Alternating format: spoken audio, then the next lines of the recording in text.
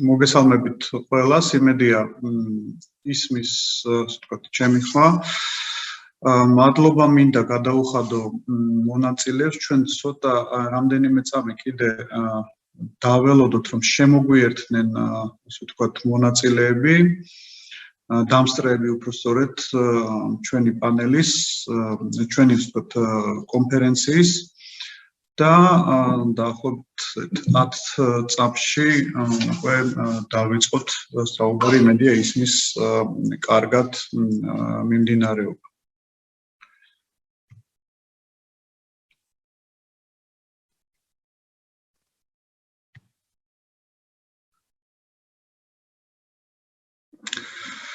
კარგით, დავიწყოთ მაშინ. მოგესალმებით ყველას. დღეს ჩვენ გვაქვს ძალიან საინტერესო დისკუსია,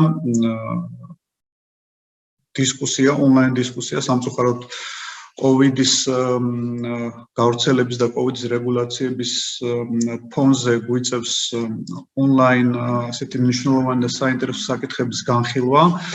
მე გახლავართ ლევან ავალიშვილი, წარმოვადგენ ამერიკულ-ქართული ეკონომიკური თანამშრომლობის ფონდის გამგეობის წევრი ვარ, ამავე დროს ვარ ინფორმაციის თავისუფლების განვითარების ინსტიტუტის პროგრამების დირექტორი. ორგანიზაცია, ეს ახალი ორგანიზაცია ჩვენ დავაფუძნეთ შარშან. დეკემბერში იყო პრეზენტაცია და ეს არის, ასე ვთქვათ, მეორე ღონისძიება, რომელიც უშუალოდ საქართველოში ონლაინ რეჟიმში გვინდა გავმართოთ. იქიდან გამომდინარე, რომ საკითხი არის ძალიან მნიშვნელოვანი. ჩვენი ორგანიზაციის დაფუძნება დაკავშირებული არის ორ ძირითად საკითხთან, ორ ძირითად ამოცანასთან და მიზანთან. ეს არის, ასე ვთქვათ, ამერიკის შეერთებულ შტატებთან თავისუფალი ვაჭრობის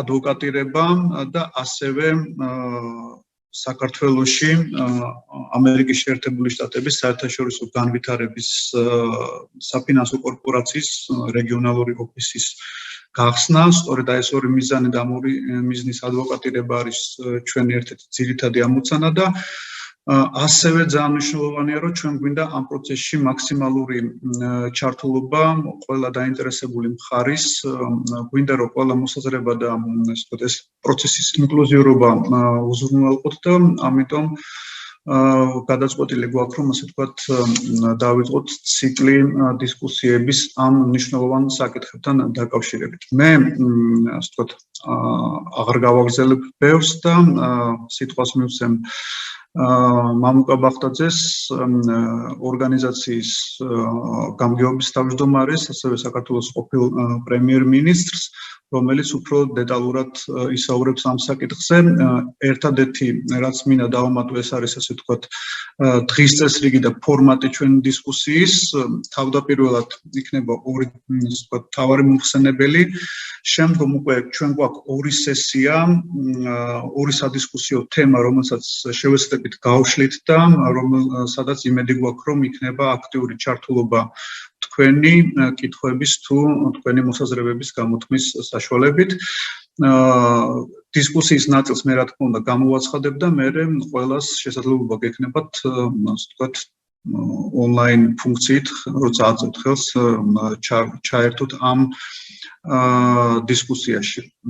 ბატონო მამუკა, გთხოვთ თქვენ დაიწყოთ თქვენი განმარტება.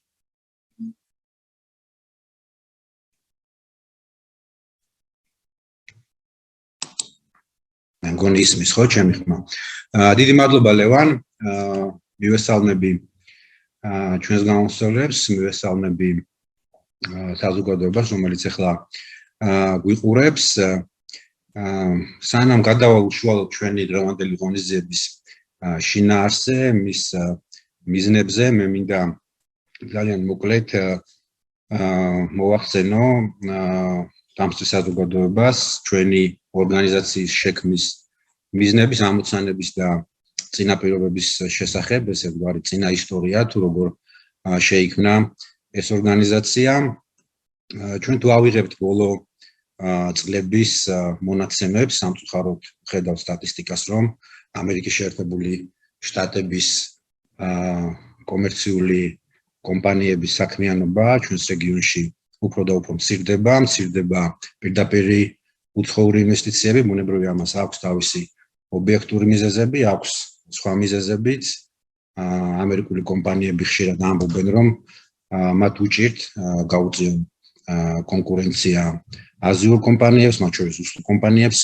ჩვენს რეგიონში არსებობს საჭიროება, რომ იყოს სხვა ფინანსური ინსტრუმენტები, რომელიც გაზდის კონკურენტუნარიანობას, გაზდის ჩვენი რეგიონის ქვეყნებისთვის შესაძლებლობს, რომ მეტი პირდაპირ უცხოური ინვესტიციები იქნას მოზიდული ჩვენს რეგიონში. ბუნებრივია მე ეს ყოველთვის კარგად მქონდა გათვითცნობიერებული, ამიტომაც იყო ყოველთვის ერთ-ერთი მთავარი პრიორიტეტი ჩემთვის, რომ ამერიკის შეერთებულ შტატებთან ეკონომიკური თანამშრომლობის დონე აგვემაღლებინა. ამას ჰქონდა თავისი ლოგიკური მიზეზები. პირველი, რა თქმა უნდა, ეს არის უნიკალური შესაძლებლობა, რომ დავძლიოთ ჩვენ სიღარიბე. ამასთან ერთად სხვა მნიშვნელოვანი განზომილებაც აქვს ამ მიზანს, რომელიც შეეხება სტრატეგიულ პარტნიორობას. ჩემთვის, ისევე როგორც ძალიან ბევრი საქართველოს მეგობრისთვის ამერიკის შეერთებულ შტატებში, ყოველთვის პრობლემური საკითხი იყო, რომ მიუხედავად იმისა, რომ პოლიტიკური ურთიერთობა არის და იყო ასეთ მაღალ დონეზე, ეკონომიკური თანამშრომლობის დონე არ იყო ისეთი მაღალი, როგორიც შესაძლებელია რომ ყოფილიყო და ბუნებრივია ეს ყოველთვის შექმნიდა და მომავალში შექმნის საფუძველს იმისთვის, რომ აგრესიულმა ძალებმა ისარგებლონ ამით და ამავე დროს მიაყენონ ზიანი სტრატეგიულ ურთიერთობებსაც. ეს ეხება ზოგადად მთელ რეგიონსაც, არა მხოლოდ საქართველოს. შესაბამისად, მე ჩემს ქართულ და ამერიკელ მეგობრებთან ერთად გადავწყვიტე, რომ შემექმნა რეგიონალური ორგანიზაცია, რომელიც იმუშავებს ორი ძირითადი მიზნის მიღწევაზე. პირველი ეს გახლავთ თავისუფალი ვაჭრობის ხელშეკრულების ადვოკატირება საქართველოსა და ამერიკის შეერთებულ შტატებს შორის და მეორე ეს გახლავთ საერთაშორისო განვითარების ფინანსური კორპორაციის რეგიონალური ოფისის დაფუძნება საქართველოში, რომელიც მიემსახურება ცენტრალური აზიის 5 და სამხრეთ კავკასიის 3 რესპუბლიკას. თავისუფალი ვაჭრობის შესახებ ინფორმაცია პრინციპში საზოგადოებისთვის ცნობილია ამავე დროს ის სარგებელი, რაც შეუძლია მიიღოს ქვეყანამ მსგავსი ხელშეკრულების გაფორმების შემთხვევაში. შედარებით ნაკლები ინფორმაცია არის საერთაშორისო განვითარების ფინანსური კორპორაციის მიზნებზე, შესაძლებლობებზე, DFC-ის მისიაზე ზოგადად და რა თქმა უნდა დღევანდელი სესიის ფარგლებში ჩვენ ამავე დროს გვსურს, რომ უფრო მეტი ინფორმაცია მივაწოდოთ დაინტერესებულ საზოგადოებას DFC-ის შესაძლებლობების შესახებ.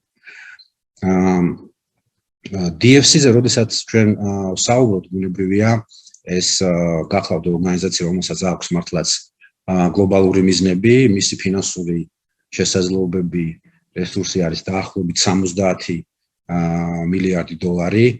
ჩვენ რო წარმოვიდგინოთ, თუნდაც ამ რესურსის 7-8%-ის მობილიზება და ინვესტირება მოხდეს ჩვენს რეგიონში, რამხელა ასე ტრანსფორმაციის და გარდაქმნის მატარებელი იქნება ეს ყველაფერი.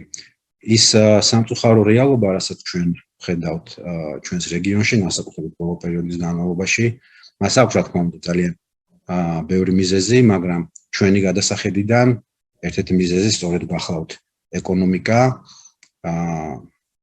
დაბალი ეკონომიკური ურთიერთობები და რეალურად მსგავსი ინსტრუმენტების გამოყენებით, როგორცაც წარმოადგენს DFC, შესაძლებელია რომ ეს ყველაფერი იქნას გამოსწორებული უახლოეს მომავალში. ამ ყველაფერს სჭირდება, რა თქმა უნდა, სწორი სტრატეგიის შემუშავება, ეს გახლავთ ძალიან კომპლექსური ამოცანა და სწორედ ეს იყო ჩემი მთავარი мотиваცია, ისე როგორც ჩემი მეგობრების, რომ მსგავსი ფორმატი შეგვექმნა, სადაც საშუალება გვექნებოდა მოგვესმინა ყველა მხარისთვის და ამავე დროს ადვოკატირება გაგვიწია ამერიკის შეერთებულ შტატებში, ისე როგორც საქართველოში, ამ ორი უმნიშვნელოვანესი მიზნის მიღწევაში. მე ამავე დროს მინდა აუცილებლად შევეხო სხვა მიმართულებებსაც, როგორცაც DFC ფარავს, ეს არ გახლავთ პირდაპირ უცხოური ინვესტიციების განხორციელების შესაძლებლობა. ეს არის შესაძლებლობა, რომ რეგიონში შემოვიდეს ისეთი ტიპის ინვესტიციები, რომელიც ფაქტობრივად არ შემოდის სხვადასხვა მიზეზების გამო. ეს გახლავთ ინვესტიციები მაღალ ტექნოლოგიებში. DFC-ს აქვს თავისი პროგრამები, რომელიც ხარს უჭერს მცირე და საშუალო ბიზნესების განვითარებას. ან როდესაც ჩვენ საუბრობთ პირდაპირ უცხოურ ინვესტიციებზე, ხშირად მესმის მე, რომ ეს პროცესები სამწუხაროდ არ არის ინკლუზიური და ძირითადად მსხვილი კომპანიები სარგებლობენ. ამით DFC-ს აქვს თავისი სპეციალური პროგრამები, რომელიც მცირე და საშუალო ბიზნესის დახმარებას ითვალისწინებს, აქვს პროგრამები, რომელიც ითვალისწინებს ქალი მეწარმეების დახმარებას და მართლაც, როდესაც DFC-ზე ჩვენ საუბრობთ, ეს არ გახლავთ მსხვილი ფინანსური რესურსის მატარებელი ორგანიზაცია, მისი პროგრამები, მისია და მიზანი არის ინკლუზიური ზრდის უზრუნველყოფა პარტნიორ ქვეყნებში, შესაბამისად ეს კიდევ უფრო მეტად საინტერესოა ჩვენი რეგიონისთვის. რაც შეეხება თავისუფალი ვაჭრობის ხელშეკრულებას, იცით რომ ძალიან ბევრი სამუშაო იყო გაწეული ამასთან დაკავშირებით, თუმცა ეს არ გახლავთ მარტივი პროცესი. ჩვენ პირველი თებერვლიდან ვიწყებთ პოლიტიკის დოკუმენტის შექმნაზე მუშაობას, ეგრეთ წოდებული white paper, ორივე მიმართულებით, DFC-ის მიმართულებით და თავისუფალი ვაჭრობის მიმართულებითაც. შესაბამისად, დღევანდელი შეხვედრის ონლაინ კონფერენციის ერთ-ერთი მიზანიც ეს გახლავთ, რომ ჩვენ მივიღოთ უკავშირი იმ ადამიანებისგან, რომლებმაც ყველაზე კარგად იციან უკაცრავად რა პრაქტიკული საჭიროებები აქვთ კომპანიებს, იმისთვის რომ იყვნენ უფრო მეტად კონკურენტუნარიანები, მეტად წარმატებულები, შეძლონ უფრო ფართო მასშტაბით ამერიკული ინვესტიციების მოზიდვა ჩვენს რეგიონში. მე ნამდვილად არ მინდა რომ ჩვენ რაღაც თეორიული პრინციპები გქონდეს იმ დოკუმენტში, რომელსაც მოვამზადებთ, ეს მართლაც მნიშვნელოვანი დოკუმენტი იქნება. ჩვენ გვინდა რომ ის ეყრდნობოდეს პრაქტიკულ ცოდნას, პრაქტიკულ გამოყენებას, რომელსაც უკავშირის სახით მივიღებთ როგორც ბიზნეს ორგანიზაციებიდან, ასევე სამოქალაქო სექტორიდან, რომელიც ამ თემებზე მუშაობს. ამასთან ერთად მინდა გითხრათ, რომ ჩვენ აუცილებლად გავაგრძელებთ მსგავს ფორმატში მონეტიზების მოწყობას. ყველას კარგად მოგხსენება, რომ ამ ბიზნესის მისაღწევად ჩვენი ძირითადი სამუშაო იქნება მაინც ამერიკის შეერთებულ შტატებში, მაგრამ ჩვენ ყველა ქვეყანასთან, ვისაც მოვიაზრებთ ამ ფორმატის ნაწილად, აუცილებლად გვექნება პირდაპირი კომუნიკაცია. დაინტერესება ძალიან დიდია. მინდა გითხრათ, ყველას კარგად მოგხსენება, რომ ორივე მიზანი არის საკმაოდ ამბიციური, მას სჭირდება ძალიან სრულფასოვანი სწორი გეგმის, სწორი სტრატეგიით მუშაობა, მაგრამ ვარ ძალიან დიდი ოპტიმიზმით გამშვალული, მათ შორის პირადად ჩემი ოპტიმიზმის საფუძველი არის ის გუნდი, რომელიც შევძელიდა ასე ვთქვათ ამ ჩვენი საერთო ორგანიზაციის ფარგლებში მოვიზიდე. ეს გახლავთ საუკეთესო პროფესიონალები ამ საქმის. ჩვენს ოფიციალურ ვებგვერდზე შეგიძლიათ მათ ბიოგრაფიებს გაიცნოთ და მართლაც ყველანი დარწმუნდებით, რომ ესენი ადამიანები, რომლებიც არიან თავისი საქმის პროფესიონალები, აქვთ უზარმაზარი გამოცდილება ამერიკის შეერთებულ შტატებში მუშაობის ამ სფეროებში და რაც თავარი არიან ამერიკო-ქართული სტრატეგიული პარტნიორობის დიდი გულშემატკივრები და მე დარწმუნებული ვარ, რომ ერთობლივი ძალისხმევით ჩვენ ძალიან მნიშვნელოვან შედეგებს მოვუტანთ ყველას. ასე რომ კიდევ ერთხელ მინდა გავიმეორო დღევანდელი შეხვედრის და დღევანდელი ონლაინ ღონისძიების მიზანი გახლავთ, რომ ჩვენ მივაწოდოთ ინფორმაცია დაინტერესებულ საზოგადოებას საერთაშორისო განვითარების ფინანსური კორპორაციის შესაძლებლობის შესახებ, DFC-ის ოფისის გახსნის პერსპექტივების შესახებ საქართველოში, რომელიც დაფარავს პერსპექტივაში სამხრეთ კავკასიას და ცენტრალურ აზიას და ამასთან ერთად მეორე მიზანია და მე ძალიან მინდა გთხოვოთ ჩართულობა, რომ მივიღოთ თქვენგან უკავშირი იმ პრაქტიკული პრობლემების შესახებ, რომელსაც თქვენ თვლით რომ არსებობს იმისთვის, რომ მეტი პირდაპირი უცხოური ინვესტიციები იქნას მოზიდული რეგიონში ამერიკის შეერთებულ შტატებიდან და ჩვენ ამ ინფორმაციას აუცილებლად გამოვიყენებთ white paper-ში, რომლის მომზადებაც იწყება 1 თებერვლიდან. ამასთან ერთად თუ ღონისძიების შემდეგაც გექნებათ კითხვები, ჩვენს ელექტრონული სამართზე პირველი თქვენგან მოსაზრებებს, კითხვებს და სხვადასხვა ინიციატივებს. ბოლოს, რა თქმა უნდა, მე არ შემიძლია არ შევეხო ჩვენს მეგობარ ქვეყანაში, უკრაინის გარშემო მიმდინარე სიტუაციას. მინდა სრული მხარდაჭერა გამოუცხადო უკრაინას, მინდა უსურვო პირველ რიგში მშვიდობა მათ და მინდა უსურვო ერთიანობა.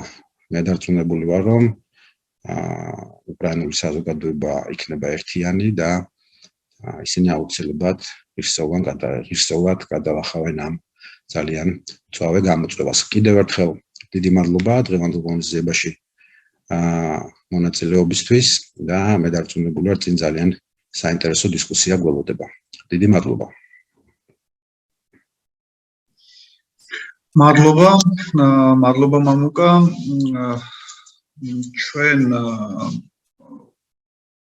აქტიურ, რა თქმა უნდა, ასეთი მიზნების მიღწევა საერთაშორისო პარტნიორობის აქტიური ჩართულობის და მხარდაჭერის გარეშე საკმაოდ ამბიციური და რთული იქნება და ჩვენ გეგმავთ, რომ ვიმუშაოთ ბევრ საერთაშორისო აქტორთან, მათ შორის, რა თქმა უნდა, გამორჩეული არის ამერიკის საელჩო საქართველოში, რომლის ასე ვთქვათ წარმომადგენელიც და დიდი მადლობა მინდა მას გადაუხადო ესწრება ამ ჩვენს დისკუსიას და შესაბამისად მინდა სიტყვა გადავცე მაიკლ ჰონიგსტეინს, რომელიც ხელმძღვანელობს პოლიტიკურ და ეკონომიკურ საკითხებს ამერიკის საელჩოში საქართველოში. Michael, floor is yours.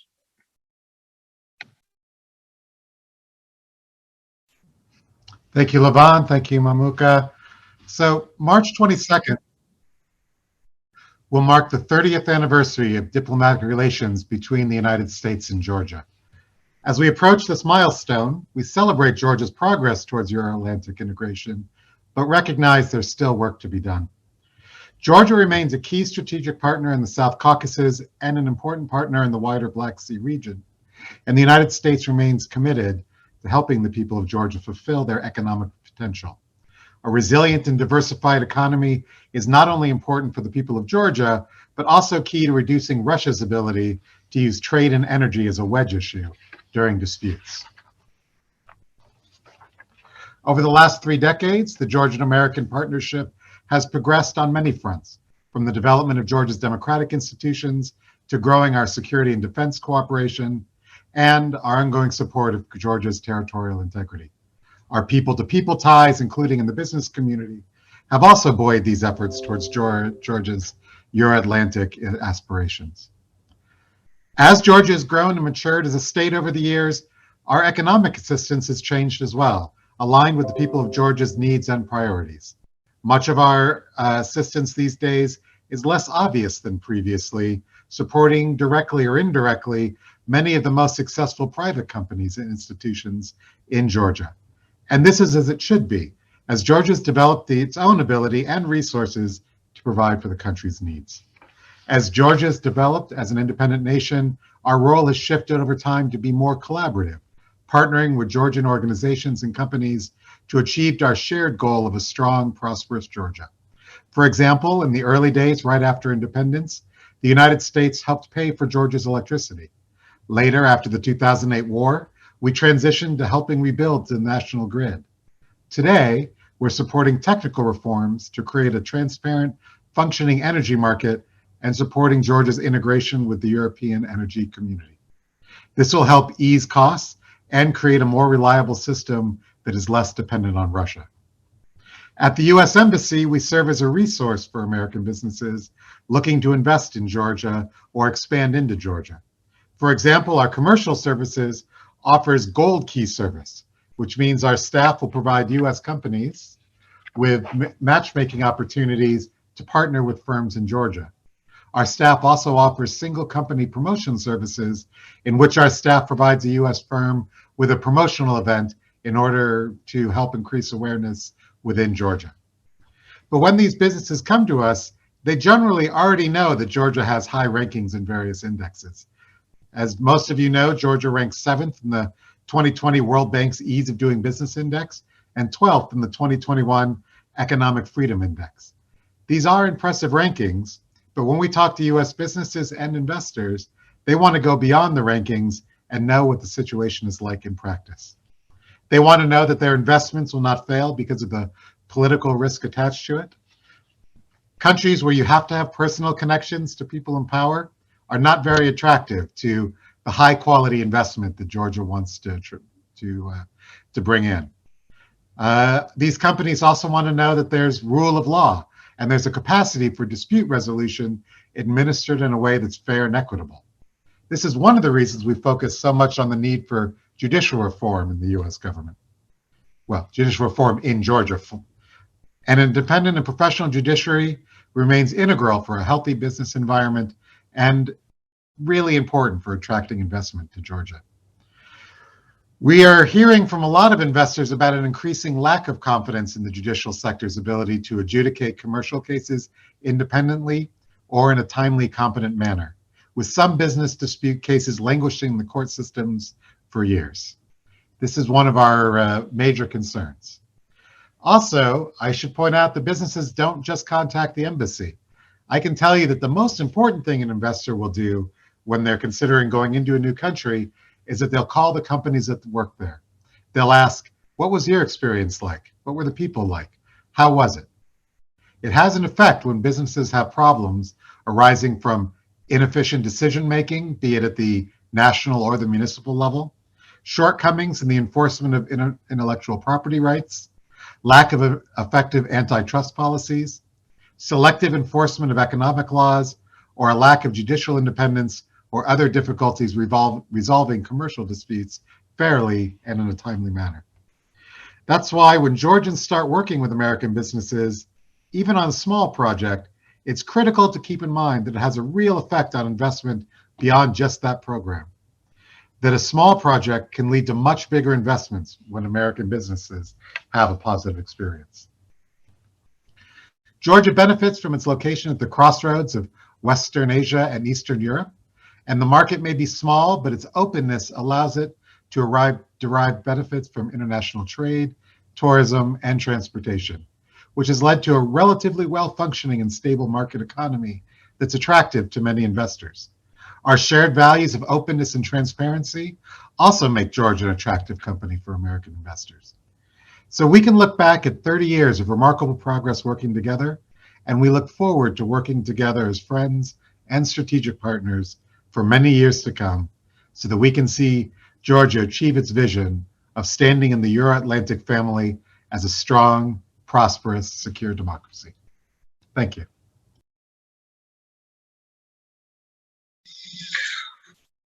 Thank you. Thank you, Michael. Დიდი მადლობა მინდა გადავუხადო რა თქმა უნდა ამერიკის საელჩოს წარმომადგენელს და ამერიკის საელჩოს იმ ხარდაჭერისთვის, რომელიც წლებია აქვს ჩვენს ქვეყანას, იმ სტრატეგიული პარტნიორობისთვის, რაც ჩვენ ქვეყნებს შორის არის და იმ ხარდაჭერისთვის, რომელიც აქვს სამოქალაქო ინიციატივებს და სამოქალაქო სექტორს და ვფიქრობთ, რომ ეს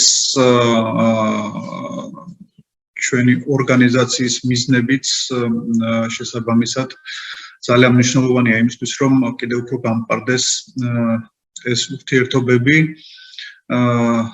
და მათი მხარდაჭერა ამ კუთხით, რა თქმა უნდა, ძალიან მნიშვნელოვანი არის ჩვენი ქვეყნისთვის. დიდი მადლობა მინდა გადავუხადო ჩვენს ძირითად მომხსენებლებს კიდევ ერთხელ და უშუალოდ გადავიდეთ პირველ სადისკუსიო საკითხზე, სადაც ჩვენ გვყავს არაჩვეულებრივი მომხსენებელი ჩვენი ორგანიზაციის აქ მგონი ისმის ხო ჩვენი ორგანიზაციის ბორდის წევრი ბატონი ქალებ ჩარლს მაკარი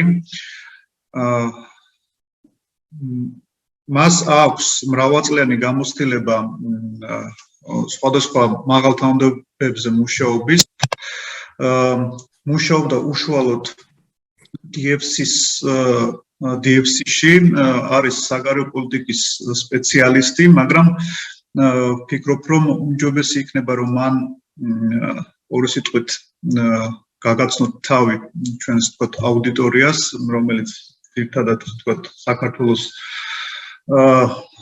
საექსპერტო სფეროს წარმოადგენს და მინდა ვთხოვო მას, რომ თქო ორი სიტყვით თავის თავზე მოყვეს და შემდგომ უკვე ჩვენ გვინდა რომ გავშალოთ საკითხი იმასთან დაკავშირებით და ვთხოვოთ მას რომ მე უკვე მოყვეს DFC-ს ზოგადად მიზნებზე და პერსპექტივებზე. თუმცა თავდაპირველად ვთხოვ ქალებს რომ თქო ორი სიტყვით წარადგინოს თავის. ქალებ Hi, Levan. Thank you so much. Appreciate it very much, the opportunity. I want to thank the other panelists, Michael Honingstein. Thank you also for participating from the American Embassy. As you know, and I was part of the team that set up the Development Finance Corporation. As such, I think it would be helpful to walk you through how the Development Finance Corporation was set up, what its priorities are, what the congressional mandate is, and how they work. And so first, let me start there. Look, there was a real debate that happened in Congress. I was working on the Senate Foreign Relations Committee at the time for the chairman, Senator Bob Corker from Tennessee. And there was a big discussion about whether actually even to continue with an agency like the DFC. And in that case, it used to be the Overseas Private Investment Corporation. I think many people in Georgia, certainly in the private sector community, are very familiar with it. Kenneth Angel has spent a lot of time working there from OPIC and now DFC. And I think that OPIC and DFC have played an important role in Georgia. But the debate was on the side of Republicans, was whether even to continue with such an agency. There was a belief among conservatives, in particular, that OPIC was essentially corporate welfare, providing support for companies that could get this kind of financing from the private sector. And on the Democratic side, there was a real interest in seeing that the agency continued, but also that it focused on the poorest countries, by World Bank standards, low-income countries and lower middle-income countries. And so the debate that took place really focused on finding a balance between those two priorities. The debate over whether or not to do this, and then the debate over how much it should be a development agency. And what really moved things for Republicans especially was the idea that a new agency would be focused on supporting U.S. Foreign policy and strategic interests. At the time, there was, and currently even, there was a real concern that the United States was absent in many ways in the changing global environment with the People's Republic of China, very active in investments, particularly in their Belt and Road Initiative, but also other negative actors like Russia, and how the United States, through the application of economic policy and economic diplomacy, could be more present and advance U.S. strategic and foreign policy interests. And so that was actually the deal that was struck. The idea was that the agency would focus on foreign policy priorities and increase its and double down, if you will, on its commitment to the poorest countries in the world. When we set up the DFC and it became a new agency during the previous administration, when I was counselor to the CEO, we focused on strategic imperatives in a very, very focused way. And the idea was that we would support having, a major commitment to specific regions and countries where there was a strategic interest of the United States. And one of the countries that we felt was important was Georgia, the Republic of Georgia. And I can go into that a little more in more detail. But that was where things were then. I can, if you have questions, I can certainly answer them in terms of, what our priorities were at the time. There was a transition, obviously, to the Biden administration, and there's a nominee who's still pending for the chief executive officer, Scott Nathan, who's very good. I have to say, he's a very thoughtful man and a strategic thinker. There are good people at the agency who I think will benefit from his leadership, and he will benefit from their work and support. So I think the news is good in that I think the DFC will continue to be looking at things from a strategic perspective. In terms of how the agency works and why the agency would be helpful in the region, and particularly through Georgia, let me talk about that a little bit. So why Georgia? Georgia is, as Michael said in his opening remarks, is not just geographically in a strategic position on the eastern shore of the Black Sea. It is really an economic gateway not only to the South Caucasus, but to Central Asia. That is actually very, very important. The other thing that's important about Georgia and how it fits into this equation is the fact, and other things that Michael referred to. Look, from DFC's perspective, as we looked at it when I was there, and I'm sure they continue to look at it this way, Georgia is the most advanced economy in the region. There's a relatively sophisticated, as you all know, domestic financial market, and it is really a very good platform for investment, not only in the country, but also in the region. So I think that there's the benefits that could flow from this are deal facilitation. For the DFC, for the Development Finance Corporation, and for all businesses, it's all about the deal. And what DFC is always looking for are bankable deals, deals that have the right risk profile. But more importantly, or equally importantly for DFC, is what is the impact of that investment? Does it have a development impact?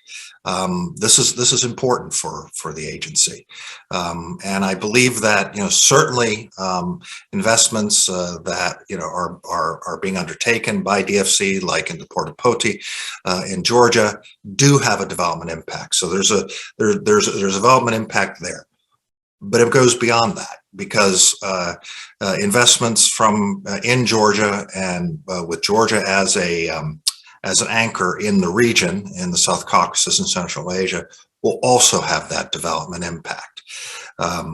There's always a question for DFC and how they work, which is, and this circles back to some of the things that that Michael referred to in terms of challenges. The environmental standards, governance, transparency. Quite frankly, Georgia is far ahead of other countries in the region in terms of the progress that has been made.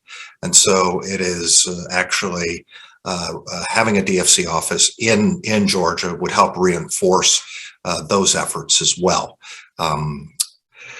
In terms of how DFC works, Levon, let me walk through what the toolkit is, and then I'll stop there.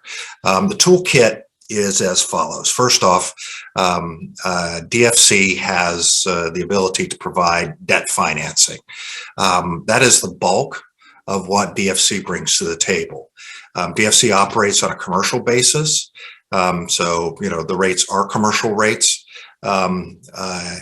Obviously, with interest rates being as low as they are, they're quite good these days, and certainly competitive. This debt financing is generally made in dollars, but the DFC does have the ability to make investments in local currency, which is important. As you all know, DFC has the ability to provide political risk insurance, which for Georgia serving as a base for working bankable deals could be useful, particularly obviously in other countries in the region. In addition to that, the DFC has a new tool, which is equity investments. Equity is something that is obviously far more valuable for business investment, and it is a new tool that was given to the DFC by the Congress. I want to be clear that it's a new tool.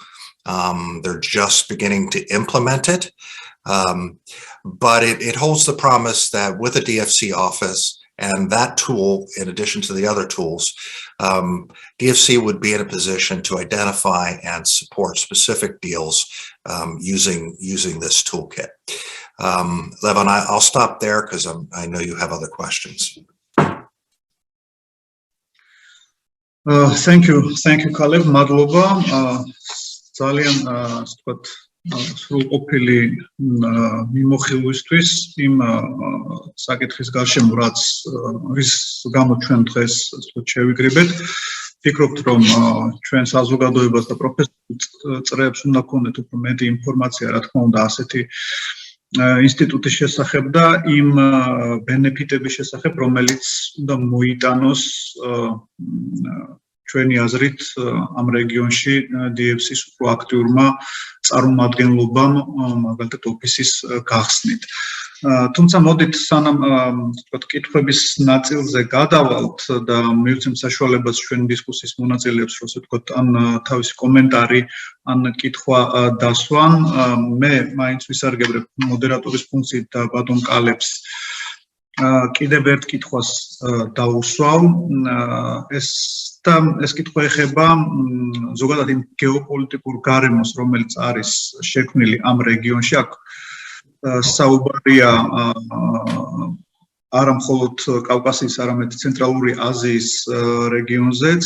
როგორც ცნობილია, მცირდება პირდაპირ უცხოური ინვესტიციების ოდენობაც და უბრალოდ მაინტერესებს კალების მოსაზრება, თუ რა გავლენა შეიძლება იქონიოს, ასე ვთქვათ, DFC-ის ოფისის გახსნამ მსხვილი ინვესტიციების მოზიდვაზე და ზოგადად ეს რეგიონის განვითარებაზე, ანუ რამხელა უპირატესობას ან რამხელა სარგებლოს მოუტანს ეს რეგიონის ქვეყნებს.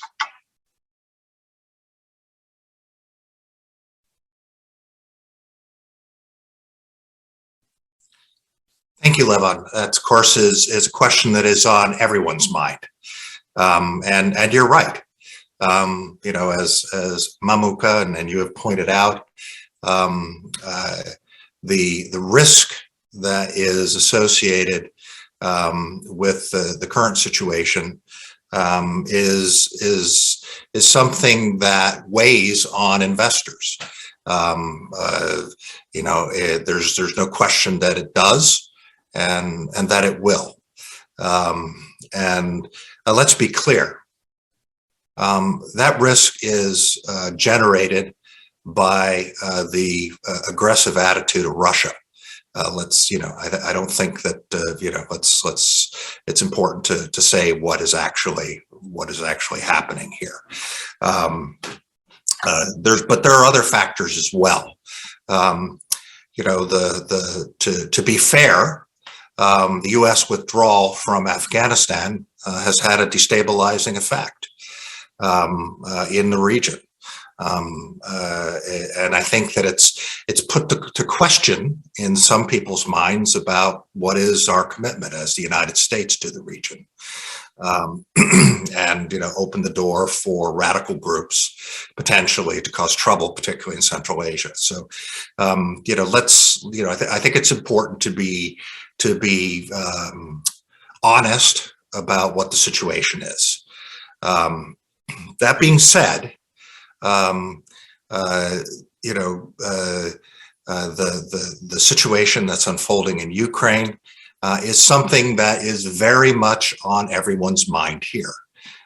There has been a very, very strong debate and discussion about that here in the United States, in our media, in our Congress. There's been significant discussion in our Congress about the Nord Stream 2 pipeline. Obviously, the Biden administration is very much focused on this with the highest level attention and engagement and workingness to deal with this situation. I know that our president is personally engaged, our Secretary of State is personally engaged, and our national security advisor. So this has the full attention of the United States, and that's important. It's important in terms of addressing the aggression. It's also important in terms of American attention and focus on the region.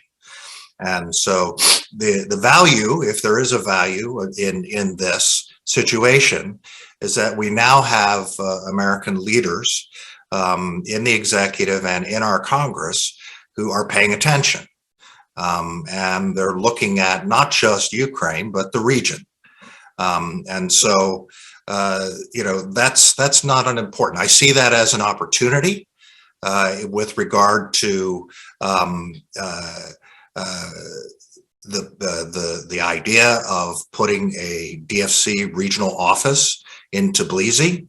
I think it makes sense, and I think it'll make sense to people as they think about it and look at how the United States can and should respond and also engage. I know that this is something that is under discussion. It certainly has been on the table, and so what does that actually do? You were asking about that, and what it really does is this: from the perspective of the United States, it allows the United States in a way that is not aggressive, in a way that is constructive, in a way that is positive, to increase our presence and economically in the region, in a way that is, I believe, will be welcomed, not only in Georgia, but also in other countries in the region. When DFC invests in a project, in a business, in a venture, obviously it's the risk sharing. Obviously it's providing financing that can make the difference between a deal happening or not. More often than not, it is in cooperation and in partnership with other sources of financing, be that from the domestic banking community or American banks, or with other development finance institutions. But here's really the bottom line. When DFC invests in a project, that's the United States government becoming a partner in that project. And that makes a difference. We've had our challenges here in our country politically. We've been under attack too. Our democracy has also been under attack. So it is important for us to as part of our response, to be engaged. And DFC is a very important and good tool that can bring the United States in as a partner. And that makes, that changes the equation.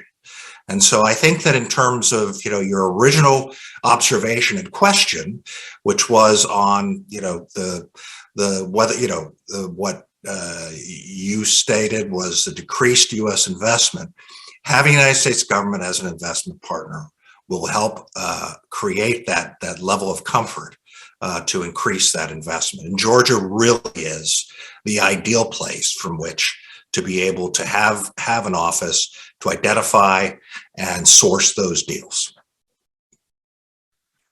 Thank you, Khalid. დიდი მადლობა. მე შეგახსენებთ, რომ ეს არის დისკუსიის ნაწილი და თქვენ შეგიძლიათ დასვათ შეკითხვა როგორც Q&A-ში და მე ასე ვთქვათ ამას გავაჟღერებ, ასევე შეგიძლიათ ასე ვთქვათ აწიოთ ხელი და მოგცემთ საშუალებას, რომ ამ თქვენი კომენტარი გააკეთოთ, მოსაზრება დააფიქსიროთ, ან კითხვა დასვათ ჩვენს მომხსენებელთან. თუ არის ასეთი სურვილი, გთხოვთ, ჩვენ გვაქვს კიდევ ასე ვთქვათ 10-15 წუთი იმისთვის, რომ ეს პირველი პანელის ნაწილი გავშალოთ უფრო, გავხადოთ უფრო ინკლუზიური, იმიტომ რომ ჩვენთვის ძალიან მნიშვნელოვანი არის თქვენი მოსაზრებები, თქვენი ჩართულობა, თქვენი პოზიციები იმ საკითხთან დაკავშირებით, რომლის შესახებაც გვაქვს დღეს დისკუსია, განხილვა, ამიტომ გთხოვთ, თუ ვინმეს გაქვთ შეკითხვა, მე გადმოგიყვანთ, ასე ვთქვათ, მოგცემთ ამის საშუალებას. ხლოვე. აი არის ერთი.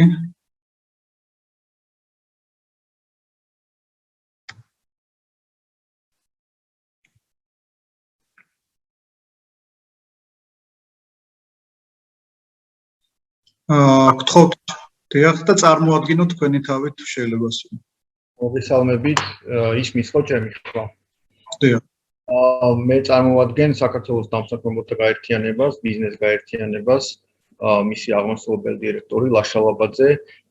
პირველ რიგში დიდი მადლობა აღნიშნული ინიციატივისთვის, მადლობა მოწვევისთვის. მე ორ ნაწილად, ასე ვთქვათ, ჩამოვაყალიბებ ჩემ პოზიციას. ერთი იქნება, რა თქმა უნდა, მივესალმები ამ ინიციატივას და მსგავსი კორპორაციის შემოყვანა საქართველოში, რომელიც წარმოადგენს ერთ-ერთ მსხვილ კორპორაციას და საქართველოსთვის ძალიან მნიშვნელოვანი იქნება იგივე ინვესტიციების კუთხით, იგივე შრომის ბაზრის განვითარების კუთხით, იგივე საერთაშორისო სტანდარტების მიმართულებით, ზოგადად ქვეყნის იმიჯის კუთხით და გარკვეულწილად ეს იქნება გარანტია ქვეყნის ეკონომიკური თავისუფლებისკენ სწრაფისკენ, რაც საქართველოსი ძალიან მნიშვნელოვანია და მე მექნება ასეთი კითხვა, ერთის რა თქმა უნდა ჩვენ დაინტერესებულები ვართ და ბიზნესის მხრიდან თუ რაიმე ჩართულობა იქნება საჭირო ნებისმიერ დროს, ნებისმიერ ფორმატში მე მინდა დავაფიქსირო მგზაობა და მე მექნება კითხვა DFC-სთან სხვა ქვეყნების მაგალითებიდან გამომდინარე, ზოგადად ქვეყანაში შესვლასთან დაკავშირებით, რა ინფრასტრუქტურა უნდა იყოს ქვეყნის მხრიდან წარმოდგენილ, რა სტანდარტებს უნდა აკმაყოფილებდეს, რომ საბოლოოდ მიღებული იყოს გადაწყვეტილება. აქ ძალიან ჩვენ ხა ზოგადად ინვესტიციებზეც მუშაობთ სხვადასხვა ქვეყნიდან და ინვესტორებს აინტერესებს ბევრი საკითხები, იგივე პოლიტიკური მდგომარეობა, იგივე სხვა სახელმწიფო სისტემები, იგივე ვთქვათ სასამართლო სისტემა რამდენად ეფექტური იქნება შემდეგ უკვე ეს ასე ვთქვათ ინფრასტრუქტურა ინვესტიციის განხორციელების შემდგომ. ეს იქნება მეორე კითხვა და ალბათ თუ შემდგომ იქნება შეხვედრები და მოგვეცემა საშუალება უფრო ასე ვთქვათ დეტალურად სიღრმისეულად ვთქვათ დავსვათ კითხვები და გავიაროთ ეს საკითხები ძალიან მნიშვნელოვანი იქნება და ეს იქნება კიდევ ერთხელ დავაკვირდებით.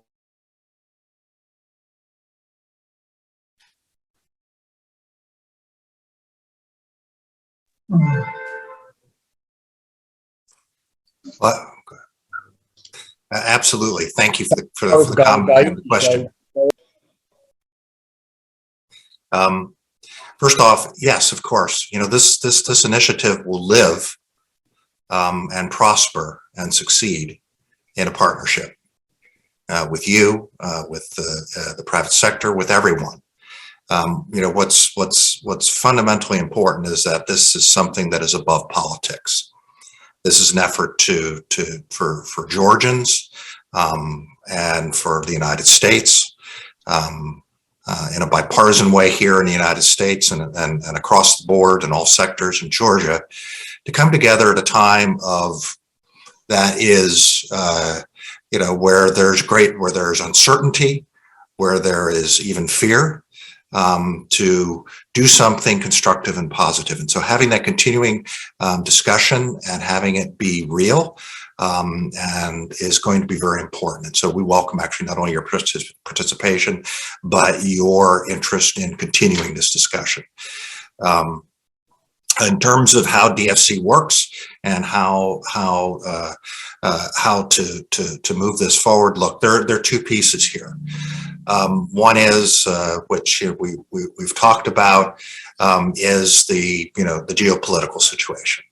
The fact is that in my view, that actually helps focus people's attention on the importance of a DFC office in Georgia, the value and the strategic imperative of having the United States and frankly our European partners and what I refer to as the global center of the rule of law be present and in a tangible and important way.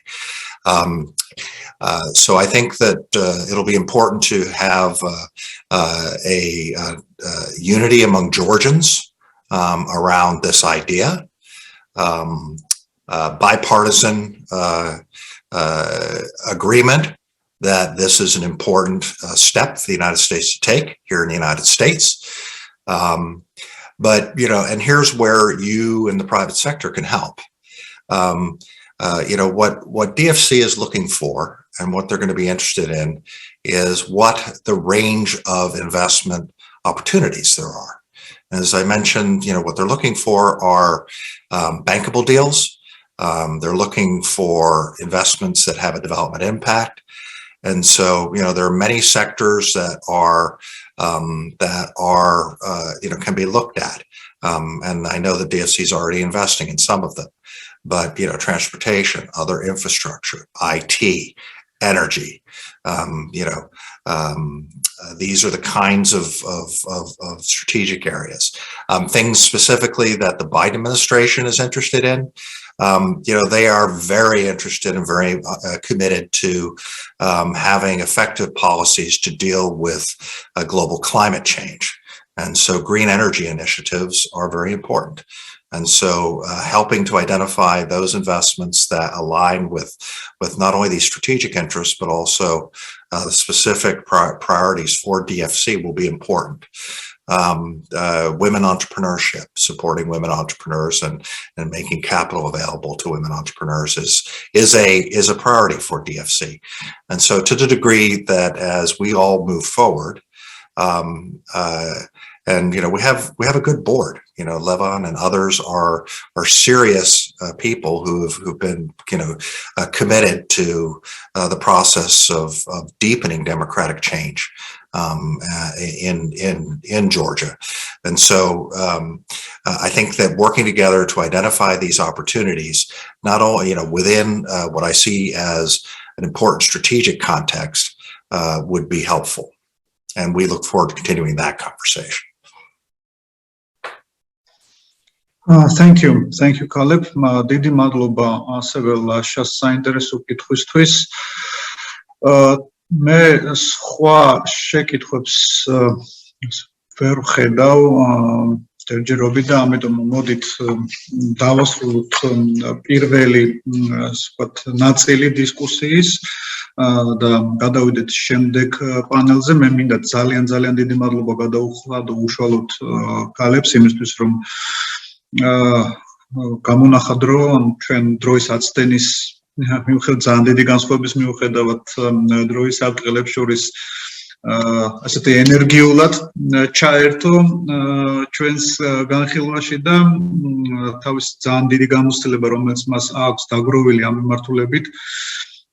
კიდევ ერთხელ მინდა მადლობა ცალკე გადაუხადო იმისთვის, რომ უნდა აქვს სურვილი და მიზანი, რომ დაეხმაროს აი ამ ძალიან მნიშვნელოვან საინტერესო ინიციატივას, რომელსაც იმედი გვაქვს თქვენი ჩართულობით ყველა და როგორც კალებმა კარგად აღნიშნეს, უნდა იყოს მრავალპარტიული, ყველა სოციალური ჯგუფის თანამონაწილეობით გაკეთებული მხარდაჭერილი ინიციატივა, ამას რაღაც მნიშვნელოვნად დავძრავთ და ამაში თქვენი მონაწილეობა აქვს. საუბარია როგორც ბიზნეს სექტორზე, ასევე კვლევით ორგანიზაციებზე, სამოქალაქო სექტორზე, ყველას თანამშრომლობით შევძლებთ წინ წავწიოთ ეს საკითხი. დიდი მადლობა კიდევ ერთხელ კალებს ძალიან საინტერესო მოხსენებისთვის და გადავიდეთ ალბათ მეორე ნაწილზე, რომელსაც წარუძღვება ჩვენი ბორდის წევრი ბატონი დიმიტრი სკიტიშვილი და რომელიც ასევე ძალიან მნიშვნელოვანი არის, რადგან უფრო დეტალებში და უფრო მნიშვნელოვან საინტერესო საკითხებში ჩავაუშვათ ჩვენ საქართველოსთან დაკავშირებით. ბატონო დიმიტრი, გთხოვთ. მადლობა ლევან, დიდი მადლობა მოხსენებლებს, კაილებს, მაიკლს, მამუკას, იმისთვის რომ ასე ვთქვათ, საინტერესო შესავალი შედგა უკვე ჩვენი ღონისძიების. ეს აღნიშნავ არის მეორე ღონისძიება უკვე შეიძლება ითქვას ჩვენი ორგანიზაციის მონაწილეობით. ერთ პირველს მასპინძლობდა და მაშინ ვაშინგტონი, ძირითადი პლატფორმა ვაშინგტონში იყო, რომელსაც ორგანიზებას უწევდა Foreign Policy-ის ესეთ საერთაშორისო გამოცემა და იქ ჩვენ დავინახეთ პირველ ეტაპზე, რომ პირველ დისკუსიის ფარგლებში, რომ თუნდაც ეს ამერიკული აკადემიური წრეების წარმომადგენლები ძალიან მკაფიოდ ხედავენ რეგიონში იმ განსაკუთრებულ მნიშვნელობას, რომელიც შესაძლებელია მოიტანოს ეკონომიკურ ჩართულობის გაძლიერებამ, ინვესტიციების განვითარებამ რეგიონში და ახალი რეგიონალური პროექტების განხორციელება და მათ შორის DFC-ის ოფისის გახსნა ალბათ ერთ-ერთი მთავარი ინსტრუმენტი იქნება, რომელსაც შესაძლებელი იქნება ეს აი ამ დინამიკის შემოტანა საქართველოშიც და რეგიონშიც. მე ასე ვთქვათ, ასევე ხაზს გაუსვამ იმ მნიშვნელობას, რომელიც ბუნებრივია DFC-ს და გააჩნია და ასე ვთქვათ DFC-ის ოფისის გახსნა და ამერიკული ინვესტიციების захарიზებას ხარისხობრივი ინვესტიციები ითქვა აქ და ეს ძალიან მნიშვნელოვანია, რა თქმა უნდა, იმიტომ რომ ხარისხობრივი ასე ვთქვათ ინვესტიცია არ გულისხმობს მხოლოდ ფინანსური რესურსების მოზიდვას, არამედ გულისხმობს ახალი მნიშვნელოვანი სტანდარტების დანერგვას. ეს იქნება სტანდარტები როგორც ტექნოლოგიური და ინოვაციური კუთხით, ეს იქნება სტანდარტები, ასე ვთქვათ, ვთქვათ სოციალური სოციალური განზომილების კუთხით ან მართლობის კუთხით, კანონის უზენაესობის კუთხით და ასე შემდეგ, რომელიც თან ზდევს ესეთ ტიპის ინვესტიციებს და რა თქმა უნდა, ეს განვითარების ერთ-ერთი მნიშვნელოვანი კომპონენტი იქნება და მე ვფიქრობ, ამ შემთხვევაში ძირითადად მიზანი, რომელიც ამ ორგანიზაციას და ამ შემთხვევაში ჩვენს ამ მიზნიდან გამომდინარე დავისახეთ ეს ამოცანა წინ, ეს არის რომ რეალურად შეიქმნას სამუშაო ადგილები, ხარისხიანი სამუშაო ადგილები და დაიძლიოს სიყარბე. ეს არის თავი ალბათ განზომილება და ბენჩმარკი იმისთვის, რომ ეკონომიკურ განვითარება შედგა ქვეყანაში. ამიტომაც ეს ძირითადი ვთქვათ მიზნები, ძირითადი ამოცანები, რომელიც ახასიათებს ვთქვათ ამ DFC-ის მეშვეობით განხორციელებულ ინვესტიციებს, ალბათ კიდევ უფრო ხაზს უსვამს იმას, რამდენად მნიშვნელოვანი იქნება თითოეული მოქალაქისთვის, თითოეული საქართველოს მოქალაქისთვის და რეგიონის მოქალაქისთვის ესეთი ტიპის ინვესტიცია, რომელიც მათ მისცემს ახალ შესაძლებლობას თითოეული მათი ცხოვრების გაუმჯობესების თვალსაზრისით. თუმცა აქ არის ძალიან საინტერესო მიმართულებები და პრინციპები, რომელიც DFC-ს გააჩნია, როგორც აღინიშნა, ეს არის როგორც ვთქვით, ინოვაციები და თანამედროვე ბიზნეს მოდელების დანერგვა, ეს რომელიც გრადობას და ბიზნეს გრადობას შეუწყობს ხელს ეკონომიკური განვითარების შეტყვა სამუშაო ადგილების შექმნა და ზოგადად ქვეყნის ეკონომიკის განვითარება არა მხოლოდ კონკრეტული ბიზნესების ეს გულისხმობს ასევე თქვა იგივე ინფრასტრუქტურის გაძლიერებას და მარტივის თქვა სფეროებში ინვესტიციების განხორციელებას და ინკლუზიურობა, რომელიც ალბათ ჩვენი პანელური დისკუსიის ერთ-ერთი მთავარი ნაწილი უნდა იყოს, ინკლუზიურობა იმისთვის, რომ თითოეულმა მოქალაქე მიიღოს გარკვეული სარგებელი აქედან, იყოს ჩართული, იყოს სპეციალური ფოკუსები ამ ინვესტიციების დროს იმისათვის, რომ მცირე და საშუალო ბიზნესი განვითარდეს, რომელიც შეიძლება ძირითადი ეკონომიკური მატარებელი ლოკომოტივი არ არის, მაგრამ ის არის ძალიან მნიშვნელოვანი ელემენტი სამუშაო ადგილების შექმნის თვალსაზრისით. ქალების ვთქვათ ეკონომიკური გაძლიერების თვალსაზრისით ძალიან მნიშვნელოვანია DFC-ის საქართველოში ოპერირება და ამიტომაც ამასაც ძალიან დიდი მნიშვნელობა ენიჭება. თუმცა აქ ერთ ძალიან საინტერესო მომენტს გავუსვამ ხალხს, რომელიც ალბათ ჩემს თქვა წინა პერიოდის საქმიანობასაც უკავშირდება და ეს არის შრომითი უფლებები, რომელიც ხაზგასმულია და ერთ-ერთი მნიშვნელოვანი წინაპირობა არის თქვა იმისთვის, რომ ეს ამ ტიპის ინვესტიცია განხორციელდეს, ამ ტიპის თქვა DFC-მ განახორციელოს თავისი ინვესტიციები კონკრეტულ პროექტებში, რომელიც გამოწვევა მიუხედავად იმისა, რომ ჩვენ საკმაოდ მასშტაბური რეფორმა განახორციელეთ, აქ მე ცალსახად მინდა მადლობა გადავუხადო მამუკა ბახტაძეს, რომელიც პრემიერობის პერიოდში დაიწყო ეს რეფორმა და ჩვენ ბოლომდე მივიყვანეთ ეს, ამით ჩვენ შევქმნით ყველა ასე ვთქვათ ის დავაკმაყოფილეთ ის სტანდარტები, რომელიც ამერიკის შეერთებულ შტატებთან ჩვენი თავისუფალი ვაჭრობის გაფორმების წინაპირობისთვის არის საკმარისი და ესეთ პეტიციის, არსებული პეტიციის ასე ვთქვათ მოხსნა და გაქარწყლება მოხდა ამ კანონის ამ რეფორმის ფარგლებში, ესეთივე ასე ვთქვათ მსგავსი სტანდარტების არის დადგენილი თითოეულ იმ საინვესტიციო პროექტში, რომელსაც განიხილავს და რომელსაც დააფინანსებს DFC და ამიტომაც ერთ-ერთი ალბათ მნიშვნელოვანი გამოწვევა იქნება, რომ სწორედ ის რეფორმა, რომელიც ამ კუთხით ჩატარდა, რეალურად ასე ვთქვათ დაინერგოს თითოეულ კომპანიაში, თითოეულ კომპანიაში კონდეს ძალიან მაღალი შრომითი სტანდარტები, შრომის უსაფრთხოების და შრომითი უფლებების დაცვის სტანდარტები თავიანთ ორგანიზაციაში და იყოს ასე ვთქვათ მართლობა, ასე ვთქვათ ბიზნეს მოდელი იყოს დანერგილი სწორედ ესეთი ტიპის ასე ვთქვათ ესეთი აქცენტებით წარმოდგენილი განვითარებულ ასე ვთქვათ ბიზნესში. ასევე არანაკლებია თვითონ გარემოს დაცვითი საკითხები, რომელიც დრო და დრო კიდევ და უფრო აქტუალური ხდება მათ შორის ჩვენს ქვეყანაში და რა თქმა უნდა რეგიონულ მასშტაბით ეს კიდევ უფრო მნიშვნელოვანი და კომპლექსური საკითხია, რომელიც რა თქმა უნდა რთული ასაწევია თანამედროვე და ვთქვათ დამწყები ბიზნესებისთვის და ბუნებრივია არ არის მარტივი და აქ ცალსახაა რომ ისე ვთქვათ დასავლური ინვესტიციების შემოდინება, წახალისება, მხარდაჭერა ამერიკული სახელმწიფო საინვესტიციო ფონდისგან, როგორც DFC არის, იქნება მნიშვნელოვანი სტიმული, სწორედ ესეთი სტანდარტები დაინერგოს ბიზნესი, წარმოება, ინდუსტრია, რომელიც ორიენტირებული იქნება, ანუ კლიმატის ცვლილებების გათვალისწინებული კლიმატის ცვლილებების რისკები იქნება გათვალისწინებული, ის გამონაბოლქვებისგან იქნება დაცული და ასე შემდეგ და რა თქმა უნდა შექმნის იმ გარემოს, რომელიც ჩვენი გრადობას, ჩვენს სამომავლო განვითარებას გრადს გახდის საბოლოოდ. სწორედ ამ კონტექსტში ამ შესწავლის შედეგად შემდეგ მინდა გითხრათ, რომ ჩვენ ძალიან საინტერესო ორი სპიკერი ყავს, რომელიც ორივე მათგანი წარმოადგენს საქართველოს ბიზნეს საქართველოში მოქმედ ბიზნეს გაერთიანებას. ერთის მხრივ ეს არის ამერიკის საავადმყოფო პალატის ვიცე-პრეზიდენტი მაიკლ ოგილი, რომელიც ძალიან დიდი ხანია საქართველოში საქმიანობს და მას ერთის მხრივ აქ ძალიან საინტერესო გამოცდილება ხედავდეს, როგორც ამერიკელი საქართველოში მოქმედი რა ბარიერებს და რა პრობლემებს აწყდება ბიზნესი იმისთვის, რომ კიდევ უფრო მძლავრად იყოს წარმოდგენილი და რა პერსპექტივებს ხედავს ამ მიმართულებით ერთის მხრივ და მეორეს მხრივ ჩვენ ყავს თქვა საქართველოს უпростоრად დამსაქმებელთა ასოციაციის ვიცე-პრეზიდენტი ქალბატონი ირმა დაუშვილი, რომელიც იმავდროულად არის ერთ-ერთი საქართველოში შობილი და განვითარებული კომპანიის ქალი ხელმძღვანელი და ეს კომპანია დღეს ერთ-ერთი თორსები ლიდერი არის თავის სფეროში, მაგრამ მან გავლო ეტაპები, როგორც არის თქვა საშუალო და მცირე ბიზნესიდან და მე მინდა ესე ვთქვათ ამ ორი სხვადასხვა განსხვავებული პერსპექტივიდან, მაგრამ გამონაჯოს სწორედ ესე ვთქვათ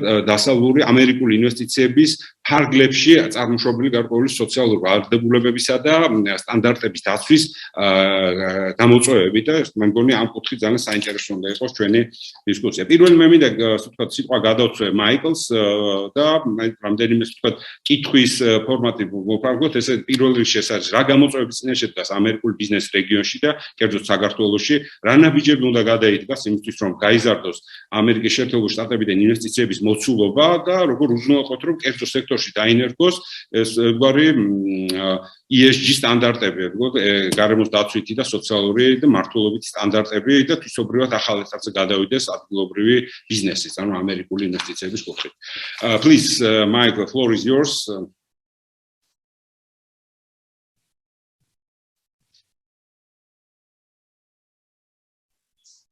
Thank you, Dima. Did the video come back on? It's not showing me yet as a speaker, right? It's coming up. Yeah, we hear you. Yes, please. Please go ahead.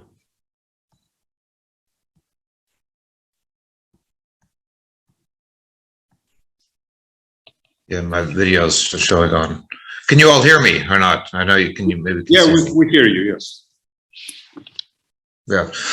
Dima, if you don't mind, what I'd like to do is make just a couple, 3 comments about the DFC local office, and then I'll get into some of the economic challenges. Sure. Yeah, sure. Since many of the AmCham members, including my own university, was a recipient of an OPIC loan, and probably have been one of the largest promoters and strongest supporters of OPIC and DFC in the whole region. It's very important for me for us to get a local regional office. Caleb, I'll mention this to you as I know this is something that's been in the works for quite a while. I know there was a little slowdown in the OPIC DFC kind of transition stage, and then pandemic threw everything in an uproar. But I was disappointed not in the support that we saw from the IFIs during that period, where ADB, EBRD, EIB, a lot of the others were actually investing in projects, but they did have an office here, and it made a big difference also. And so I kept wondering, when are we going to start, really increasing the situation with DFC's investment in the region? And so I'm glad to see that this initiative finally is going to move forward, because as you well know, and as you mentioned, the OPIC DFC involvement in Georgia has been very, very successful over many years. And it's actually been a model, and I'll even say for other parts of the region. What's been successful here, I'm seeing it even in my own situation. We're taking the same model that we did with the university in Georgia now to Ukraine, right? And just so you know, yes, we had a meeting last week before last in DC with Kenneth and Jim Poland and Daniel Horrigan. So again, that's another aspect of this, the success of the DFC in Georgia, is that it's also something that's actually translatable to other places in the region. I also see DFC and what's been done in Georgia as a model and a marketing tool within confidentiality bounds. And this is something that goes into how I think we can also help attract more US investments, is the success stories that we have from the OPIC and DFC in Georgia should be, to the extent we can, shown to other investors as how such investments can really be done. And I think that'll be an attraction for, again, for some of the other larger investors. As an investor myself, the due diligence that comes with the DFC project is such a comfort for investors.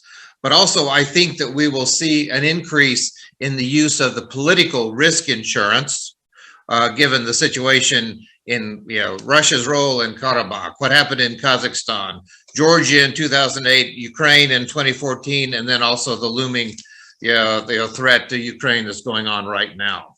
So again, I can assure you that all of us in AmCham and all of us in Georgia are anxiously awaiting this DFC office, because I think it'll be especially very beneficial. Dima, about more specifically about some of the challenges and things that we see. One of AmCham's role, of course, is to try to bring more US investment.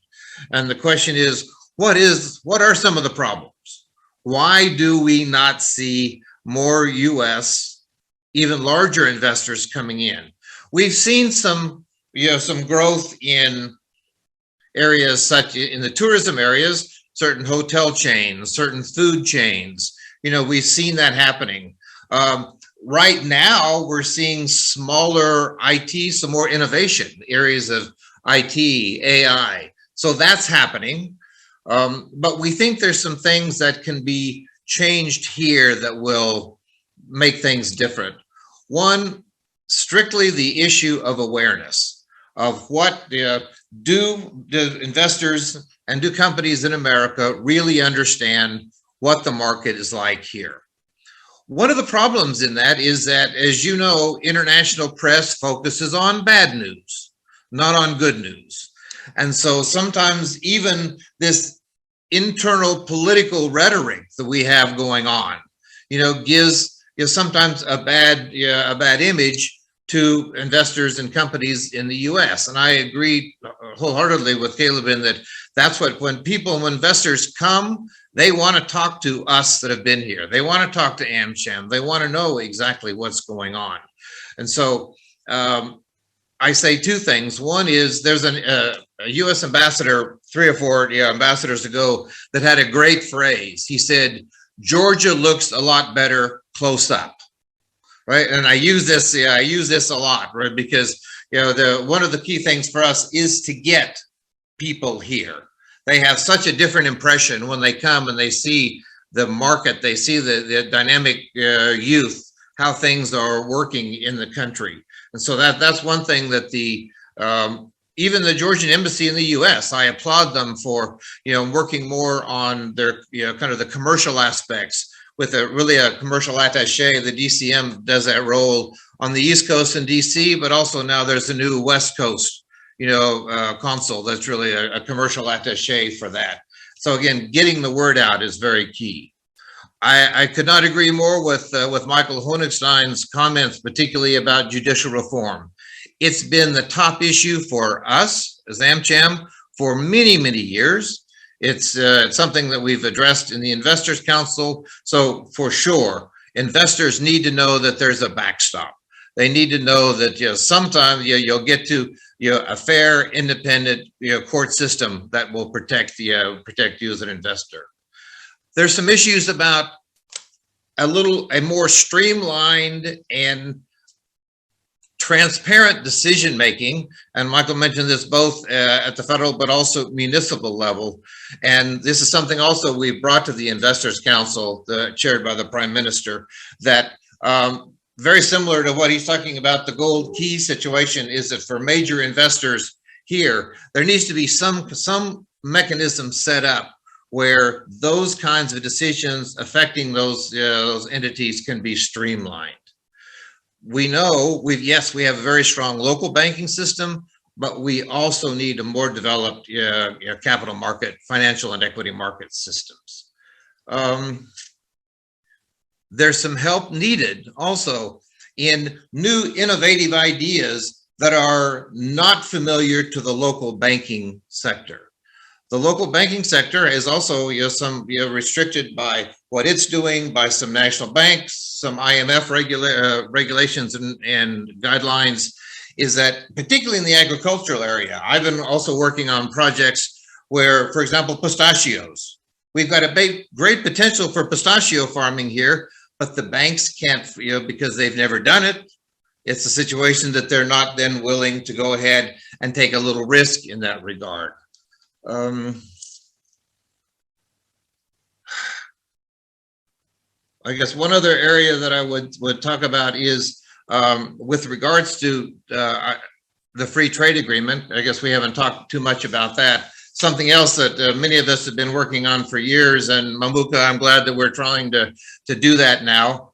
I think the time is right. I think the political appetite, particularly to counter situations, the soft power from China, the aggression from Russia, what else is happening. I think a free trade agreement sends a message. I think it will also help to educate and inform U.S. companies as to what's available here.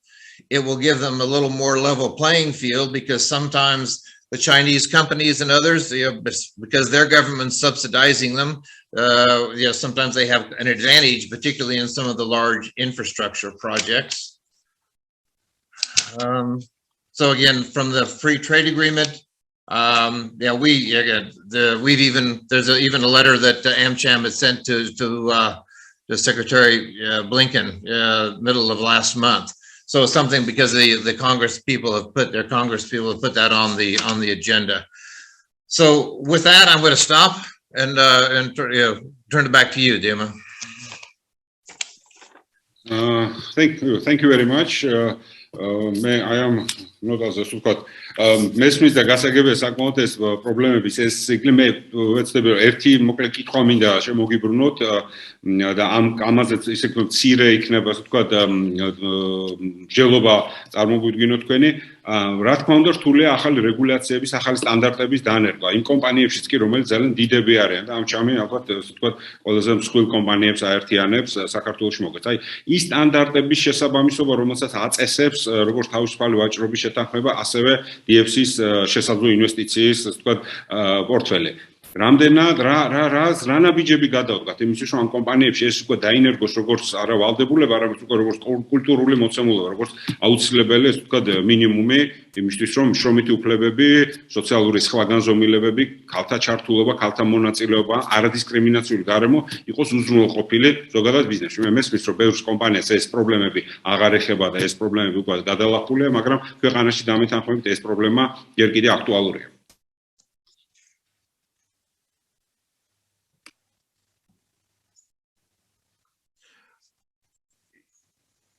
Yeah, thanks, Tim. It's a good question. First of all, I'm going to agree with you about what happened with the changes in the labor code, because previously, before the major changes, they were all in favor of the companies, the management, and the owners. It was too far to one side. And so we struggled back and forth, and the embassy was involved, and AFL-CIO, and a lot of input to that to make it that it was a more fair situation for staff and employees.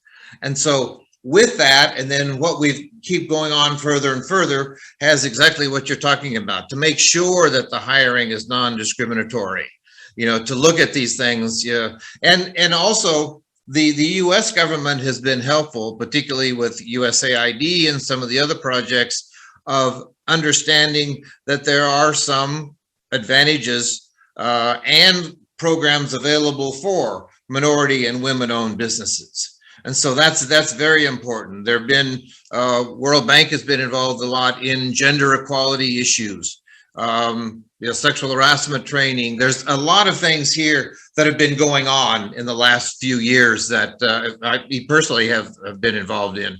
So the tools are there. I think the question is, how do we get more people to the table? All right. And I think that's the challenge, because I think we do have the tools. Just like we have the rules and rule of law. The question is, how can we make sure that everybody follows those rules? დიდი მადლობა. ამ მინდა უკვე გადავიდეთ ჩვენს მეორე სპიკერთან, როგორც აღნიშნეს, ირმა დაუშვილი ერთის ხრის წარმოადგენს საქართველოს დამსაქმებელთა ასოციაციას, როგორც გამგეობის წევრი და ვიცე-პრეზიდენტი. იმავდროულად ირმა არის კომპანია დიოს დამფუძნებელი და გენერალური დირექტორი და ეს კომპანია, რამდენადაც მე ვიცი, ეს ვთქვათ, განვითარების სხვადასხვა ეტაპი ჰქონდა, ასე ვთქვათ, 25 წლის ისტორიაში და ეს როგორც მცირე ბიზნესთან დღეს თავისი სფეროს ერთ-ერთი ლიდერი არის წარმოდგენილი და მე მინდა ქალბატონ ირმასთან გადავიდე კითხვით, თუ იმ ბარიერებისა და იმ, ასე ვთქვათ, სირთულეების შესახებ ვისაუბროთ, რომელიც ქალ-მეწარმე შეიძლება აწყდებოდეს დღეს საქართველოში იმისთვის, რომ თავისი ესე ვთქვათ ეკონომიკური შესაძლებლობების სრული რეალიზაცია მოახდინოს და ამ თემასთან დაკავშირებით ვიცით, რომ თქვენ აქტიურად საქმიანობთ, როგორც თქვენი ასოციაციის პარგლებში და იქნება აი ამაზე გვესაუბროთ, ქალბატონო ირმა, გისმენთ?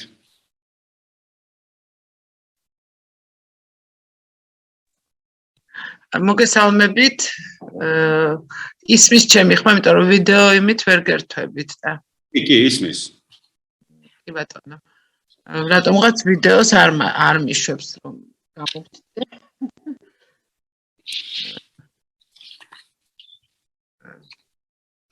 მოგესალმებით, ძალიან დიდი მადლობა ამ დისკუსიაში მონაწილეობისთვის და რომ მომეცით საშუალება გამოგვა ჩემი მოსაზრება.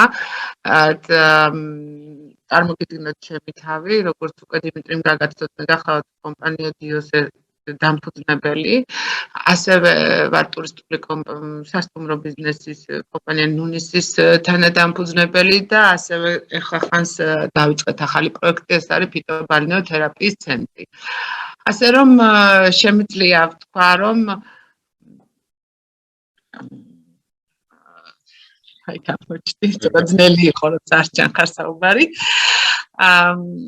დავსვათ ვთქვა, რომ დაახლოებით 27 წელიწადია საქართველოში ვაწარმოებ ბიზნესს და ქვეყნის განვითარებასთან ერთად იზრდება და ვითარდება ჩვენი ბიზნესი და შესაბამისად ქვეყანაში არსებული სხვადასხვა პრობლემები სხვადასხვა დროს სხვადასხვანაირად შეგვეხვდა გადავლახეთ და ვიცი რა პრობლემები აქვს დღეს არა მარტო ქალებს და ბიზნესს საერთოდ საქართველოში. ძალიან მისასალმებელია, რომ ასეთი ამერიკული ორგანიზაცია დაინტერესდა საქართველოში ინვესტირებით და ეს ძალიან მნიშვნელოვანია, იმიტომ რომ ყველაზე პირველი და ყველაზე მნიშვნელოვანი პრობლემა ქალებისთვის განსაკუთრებით არის ფინანსებზე წვდომა და მე რამოდენიმე პრობლემას შევეხები ქალებს წარმოვადგენ ჩვენ სხვადასხვა დროს ჩვენს ორგანიზაციას დამსახურებულთა ასოციაციას ქონია შეხვედრები და მუდმივად გვაქვს ურთიერთობა სხვადასხვა ქალ მეწარმეებთან და ასევე სხვადასხვა ორგანიზაციებთან და ძალიან კარგად ვიცნობთ მათ პრობლემებს, მათ წარმატებას და მათ სურვილებს კიდევ როგორ უფრო გახდნენ წარმატებულები. პირველი რაც აღსანიშნავია, როდესაც მნიშვნელოვანი რამოდენიმე ეტაპია ხომ ბიზნესში, ეს არის ბიზნესის დაწყება და შემდგომი ეტაპი ბიზნესის განვითარება და გაზრდა. სამივე ეტაპზე მინდა შევეხო თუ რა პრობლემებს აწყდებიან ქალი მეწარმეები. პირველი ალბათ დასაწყისში ყველაზე მთავარი არის მათი უბრალოდ გამბედაობა, თუმცა ეს ვიტყოდი, რომ წლების მანძილზე ისინი უფრო მეტად გამბედულები ხდებიან და უფრო მეტი ქალი იწყებს დღეს საქართველოში ბიზნესს და თავის საქმიანობას, ასე ვთქვათ, აქცევს უფრო სტაბილურ ბიზნესად. თუმცა აქვთ პრობლემები, საკმაოდ მნიშვნელოვანი დასაწყისად არის ცოდნა თუ რა არის საჭირო იმისათვის, რომ დაიწყონ ბიზნესი, განავითარონ და რა თქმა უნდა, ერთ-ერთი ყველაზე მთავარი არის ის, რომ მათ ასევე სჭირდებათ მხარდაჭერა იურიდიული, იმიტომ რომ ბევრი კანონმდებლობა შეიძლება მათ არ იციან და მნიშვნელოვანი არის, რა თქმა უნდა, ფინანსები საწყის ეტაპზე. რა პრობლემას ვაწყდებით, რაც შეეხება პირველ პრობლემებს, სადაც არის, ვთქვათ, განათლებასთან წვდომა და ვთქვათ, ინფორმაციის მიღება იურისტებისგან, ამას სხვადასხვა ორგანიზაციები მეტნაკლებად ვახერხებთ, რაც საქართველოში საკმაოდ არის, თუმცა აი როდესაც მიდიან ფინანსურ ინსტიტუტებამდე და ფინანსურ ხელმისაწვდომობაზე, აქ აწყდება ძალიან ბევრ ბარიერს. პირველი ბარიერი ეს არის, როდესაც ბანკები ითხოვენ ქონებრივ უზრუნველყოფას, მოგხსნებათ, რომ საქართველოში ჯერ კიდევ არის ის, რომ სხვადასხვა ქონების მფლობელები არ არიან ქალიშვილები და ხშირად ძალიან ბევრი ქონება ოჯახიდან გადადის უფრო მამაკაცზე და ან ცოლი არ ფლობს ქონებას და ამიტომ მათ უჭირთ, რა თქმა უნდა, ასეთი ფინანსური უზრუნველყოფის წარდგენა. და რა თქმა უნდა, შესაბამისად ბანკებიც თავს იკავებენ მათი მხარდაჭერისკენ.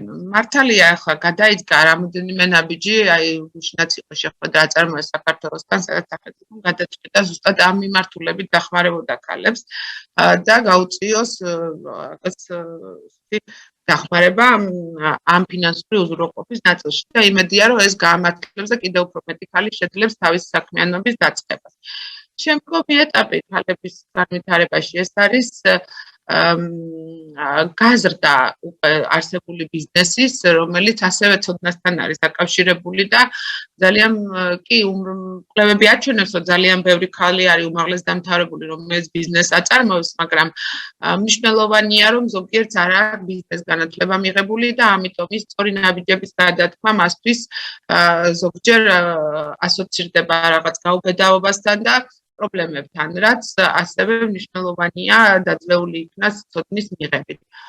გარდა ამისა, ვაწყდებით პრობლემებს რეგიონში. განსაკუთრებული პრობლემები რეგიონში არის ის, რომ აქ უფრო მეტად არიან დაოჯახებული ქალბატონები და უწევთ და საერთოდ ქალის ზოგადი პრობლემა ეს არის განაწილება ოჯახსა და საქმიანობას შორის, რაც ძალიან განასხვავებს ქალმეწარმეებს მამაკაცებისგან და ამ შემთხვევაში ძალიან მნიშვნელოვანია ზუსტად მხარდაჭერა ოჯახის, რასაც ზოგჯერ უმრავ შემთხვევაში არ აქვს. ამიტომაც ამ მიმართულებითაც არის სამუშაო, რომ ცოტა შეიცვალოს მიდგომები ქალი მეწარმეების მიმართ. ასევე რეგიონში არის განსაკუთრებული პრობლემები ინფრასტრუქტურასთან დაკავშირებით. მოხსენებათ, რომ ბევრი ქალი თავის ბიზნესს აწარმოებს ისეთი, როგორც არის საოჯახო სასტუმროები.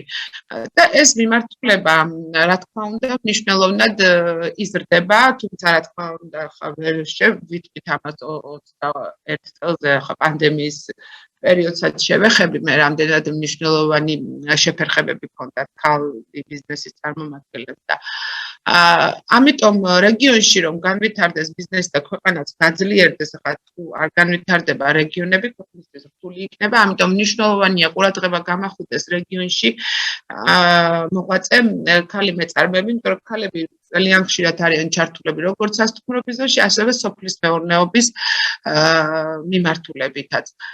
და ინფრასტრუქტურული პრობლემები, მე ვახსენე, რომ ჩვენ გვაქვს ერთ-ერთი ბიზნესი, ვთქვათ, ხარაგაულის რაიონში, ეს არის სასტუმრო ნუნისი, ეს არის ბალნეოლოგიური კურორტი, უნიკალური თავისი წყლით, თუმცა ვერ ხდება 20 წლის მანძილზე მისი განვითარება, იმიტომ რომ დღემდე აქ ინფრასტრუქტურული პრობლემებია, არ არის მისასვლელი გზა, არ არის გაზიფიცირება და ძალიან რთულია აქ განავითარო და ჩადო ინვესტიცია.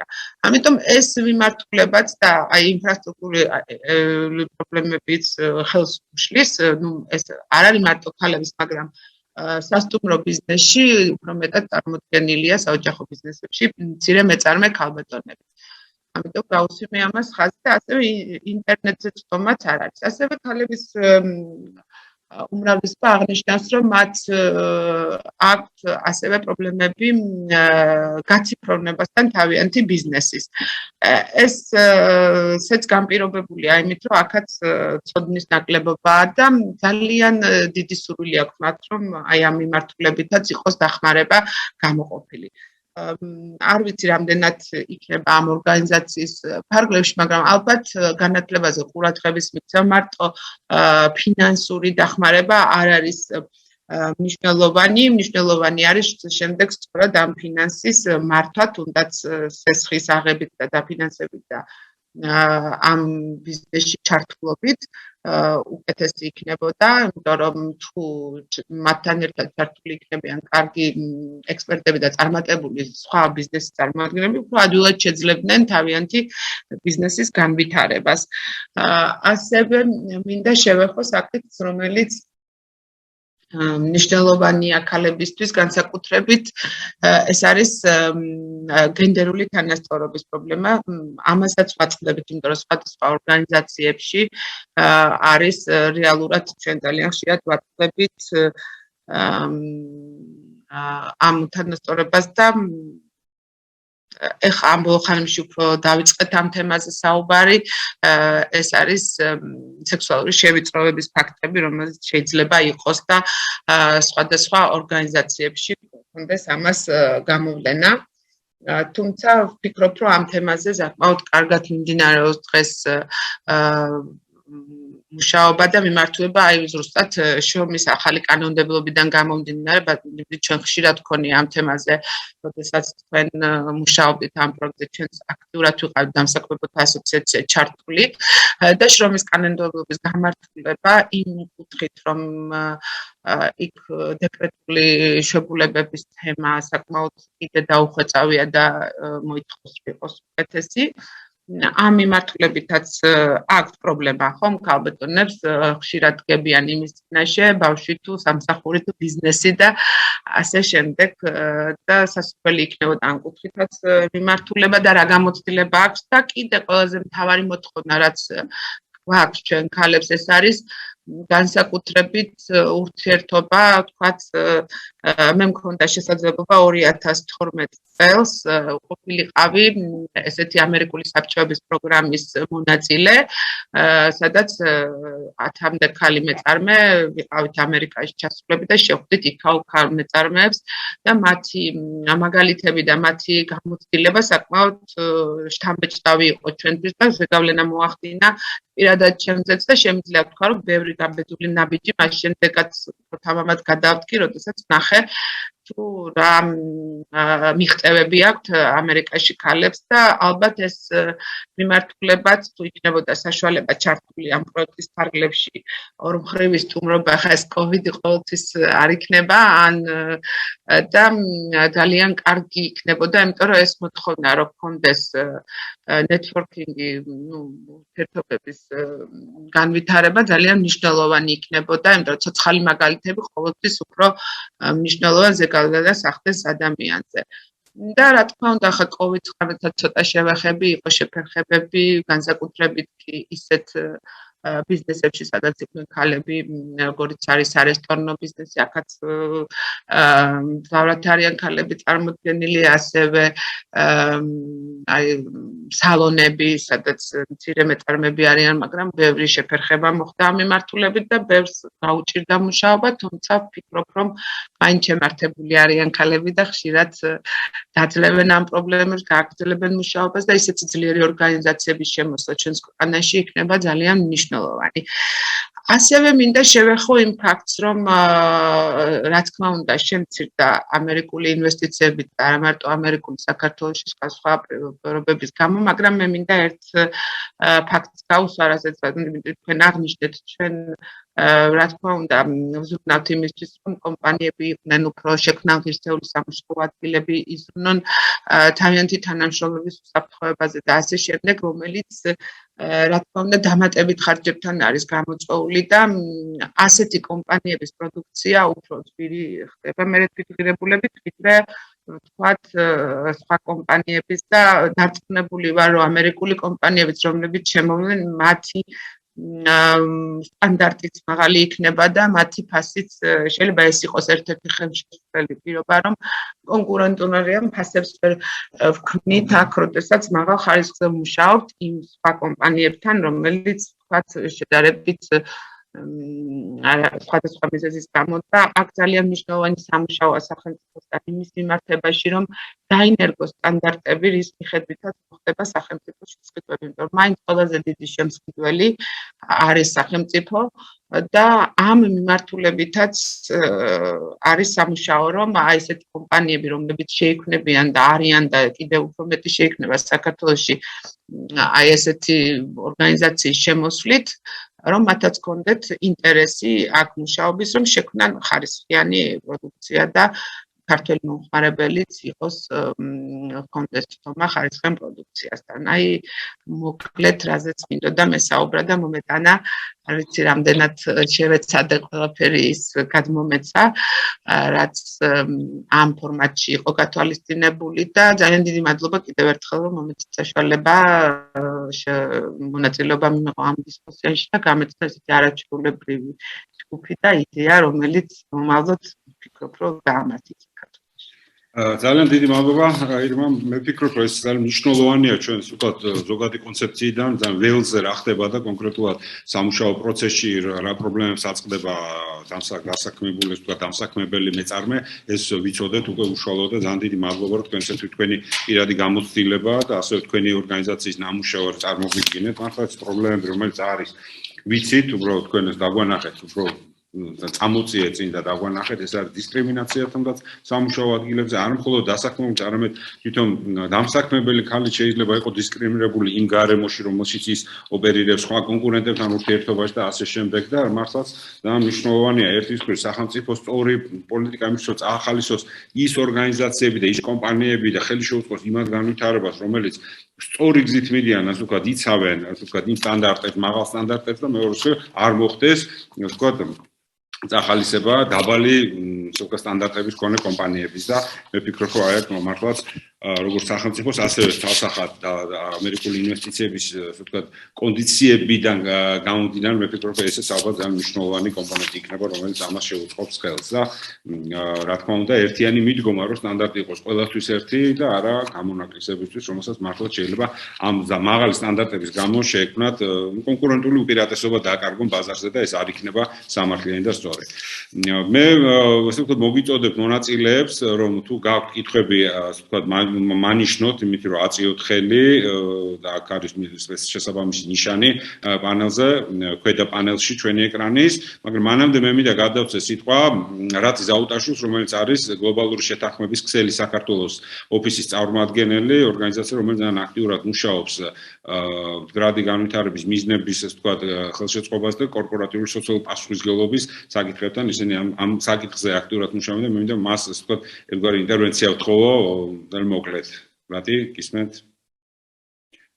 ტექნიკურ ჯგუფს ვთხოვ, რომ რატი, ასე ვთქვათ, მიცემ საშუალება ჩაერთოს.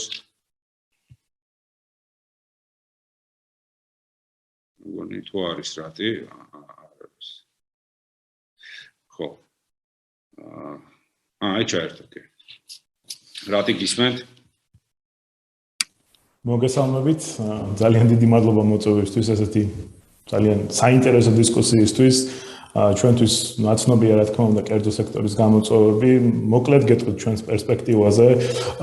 გაეროს გლობალური შეთანხმება კორპორაციული მდგრადობის ყველაზე დიდი ინიციატივაა მთელ მსოფლიოში და ხელს უწყობს იმ ფართოდ აღიარებულ სტანდარტების დანერგვას მის წევრ ორგანიზაციებში, რომელიც ზუსტად იმ 10 პრინციპზე დგას, რაც შეეხება შრომის უფლებებს, ადამიანის უფლებებს, გარემოს დაცვასა და კორუფციასთან ბრძოლას.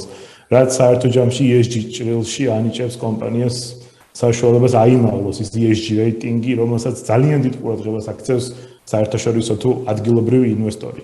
რა თქმა უნდა, მნიშვნელოვანია ქვეყანაში ისეთი ვექტორის შემოსვლა, როგორც DFC-ა და ძალიან მოხარული ვარ. ჩვენ აქტიურად დავეხმარებით კერძო სექტორს, რომ სწორად წარადგინონ ის პრიორიტეტები, რაც იქნება ეს ამ ორგანიზაციას ნებისმიერ სხვასთან. იმისათვის, რომ ორგანიზაცია უფრო მეტად განვითარდეს და შესაბამისად ის მდგრადი განვითარების დღის წესრიგის პრაქტიკა აქტიურად დანერგოს, ჩვენ აქტიურად თანამშრომლობთ ამაზე კერძო სექტორთან და ვუხსნით იმ ფაქტსაც, რომ ნებისმიერი ინვესტორი, რომელიც გვაძლევს დაფინანსებას, იქნება ეს რაღაცა ფინანსური ინსტიტუტი თუ რაღაცა საერთაშორისო ინსტიტუცია, თვითონ არის ანგარიშვალდებული შემდეგ უკვე იმ სახელმწიფოში, რომელშიც ოპერირებს, არაფინანსური ანგარიშგების ნაწილში, ამიტომ დიდ ყურადღებას აქცევს ისეთი პარტნიორის შერჩევას, რომელსაც ძალიან კარგი ESG პრაქტიკა აქვს, გარემოს დაცვითი სოციალური და მართლობითი შიდა კარგი პოლიტიკის დოკუმენტები გააჩნია და შესაბამისად ეს ეხმარება ქართულ ბიზნეს ზრდაში. მნიშვნელოვანია ამასთან ერთად სახელმწიფოს ჩართულობაც, ჩვენ ყველა პლატფორმაზე ვცდილობთ, რომ გაუწიოთ პოპულარიზება ისეთ ტენდენციებს, როგორიც არის მწვანე ტაქსონომია, მდგრადი დაფინანსების საკითხები, რომელიც ახსენებდა ჩვენი ძალიან ისეთი საინტერესო პანელისტები, ქალბატონი ირმა საუბრობდა ბანკების მხრიდან დაფინანსებაზე, ბატონმა მაიკლმა ახსენა საბანკო სექტორის ჩართულობის მნიშვნელობა და რაც მთავარია სახელმწიფოს მხრიდან ყველაზე დიდი პასუხისმგებლობა იქნება შესყიდვების შესახებ კანონში, რომელიც ახლა შედის ცვლილებაში, შესული იყოს მდგრადი შესყიდვების ნაწილი, რომელიც ძალიან წაახალისებს კერძო სექტორს, რომ დანერგოს ეს უნივერსალური პრინციპები, რაც ჩვენ თითოეულ ჩვენს დაგვეხმარება ზუსტად იმ ინტეგრაციისკენ, დასავლეთისკენ, რომელსაც ჩვენი ქვეყნა უჭერს ძალიან აქტიურად მხარს. და ერთს დავამატებდი კიდევ თუ ძალიან არ გადავსდით ჩემ დროს, მომხმარებლის მოთხოვნილებები ყოველთვის იზრდება, იქნება ეს საერთაშორისო თუ ადგილობრივი და ნებისმიერი პასუხისმგებლიანი ბიზნესი, რომელიც ხდება ინოვაციური და ნერგავს ამ სტანდარტებს, გარდა იმ საერთაშორისო დონაციებისა, უფრო მეტად ლოიალურ მომხმარებელს იძენს, უფრო მეტ სტანდარტს ნერგავს მისი თანამშრომლისთვის და თანამშრომლის მხრიდანაც ხდება კეთილგანწყობის მოპოვება და კარგი ESG საკითხები წარმოადგენს ორგანიზაციული რისკების მართვის ძალიან მნიშვნელოვან მექანიზმს. ეს მინდოდა ჩვენი პერსპექტივა რომ გამეზიარებინო, მადლობა კიდევ ერთხელ მოწვევისთვის. ძალიან დიდი მადლობა რატი მეც ხას გავუსვამ რომ პრინციპში ის საქმე რომელსაც თქვენს აკეთებთ, როდესაც ქართულ კომპანიებში ამ ESG სტანდარტების დანერგვას უწყობთ ხელს და ამაზე გარკვეული ჯილდოები გადაეცემენ, მე მქონდა საშუალება რომ დაგვირებოდი როგორ დინამიკაში ისდება კომპანიების დამოკიდებულებები და სწორედ ეს არის რაც ჩვენ გვჭირდება იმისთვის რომ სწორი სტანდარტები შევხვდეთ იმ შესაძლებლობებს რომელსაც მე შემდგომში გვაძლევს უკვე DFC-ის ოფისის გახსნა როგორც საქართველოში ისე რა თქმა უნდა ჩვენთვის არა ძირითადი ინტერესი რა თქმა უნდა საქართველოში განხორციელებული პროექტებია, თუმცა რეგიონულ კონტექსტში ძალიან მნიშვნელოვანი იქნება საქართველოს იყოს ამის ვთქვათ ჩემპიონი და ვთქვათ ლიდერი როლი შეასრულოს. მე როგორც ხედავ ასე ვთქვათ კითხვები, კომენტარების სურვილი არ არის და ამიტომ მე მინდა მამუკა ვახტაძეს გადავცე სიტყვა ვთქვათ შემაჯამებელი შეჯამებისთვის დღევანდელი დისკუსიის. ბატონო მამუკა გისმენთ?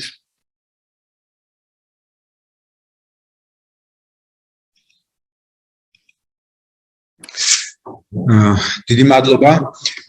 Რიტო პირველ რიგში მადლობა მინდა გადაუხადო ყველა მონაწილეს, მაგრამ ძალიან შინაარსობრივი და საინტერესო დისკუსია და საუბარი გამოვიდა. ბუნებრივად ჩვენ გავაგრძელებთ ამ პრაქტიკას.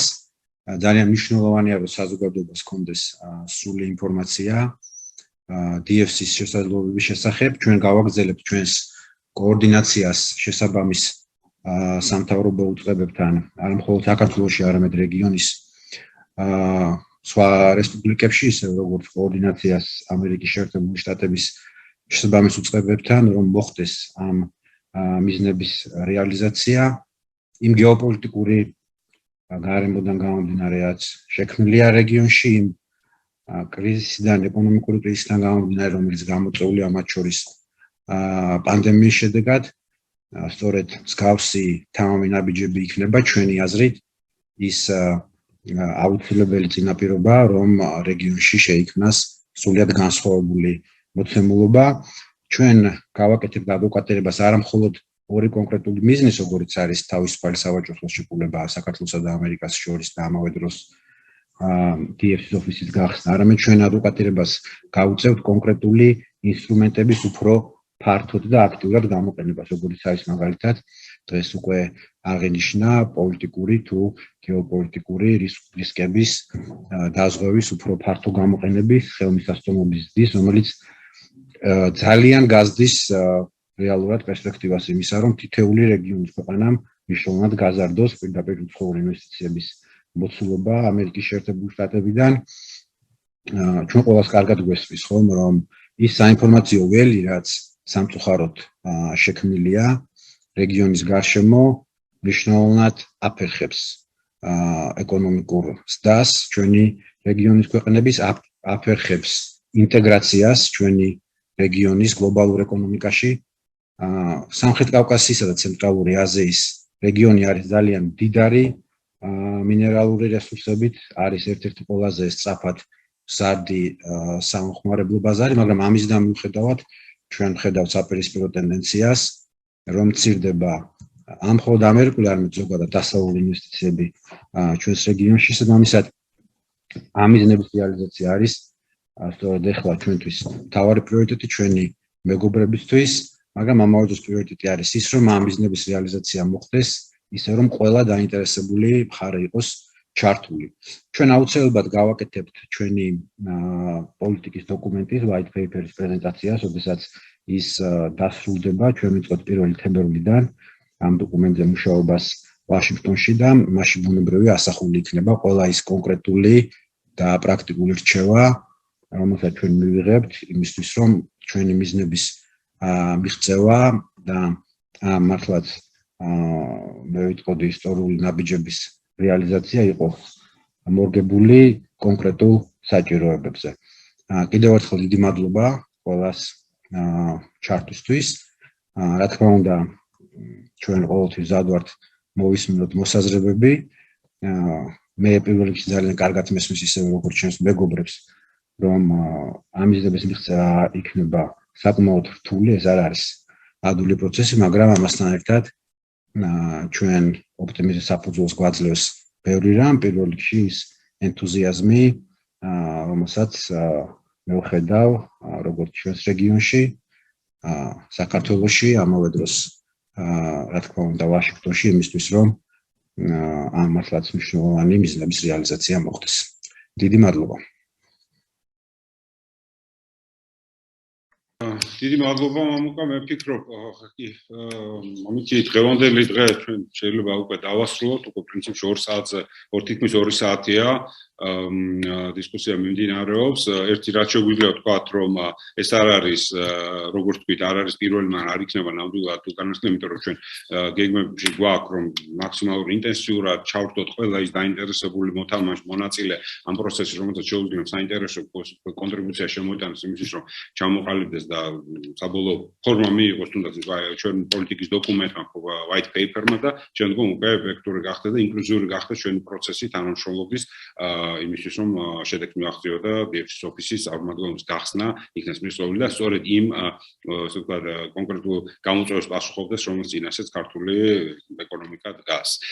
მე მინდა ყველას დიდი მადლობა გადაუხადო მონაწილეობისთვის აქტიურობისთვის, საინტერესო მოხსენებებისთვის, ასევე მინდა ჩვენს თარჯიმანს გადაუხადო მადლობა, რომელიც ვთქვათ გვეხმარებოდა თარგმანში, ქალბატონ ლალის და მომავალ შეხვედრამდე. დიდი მადლობა.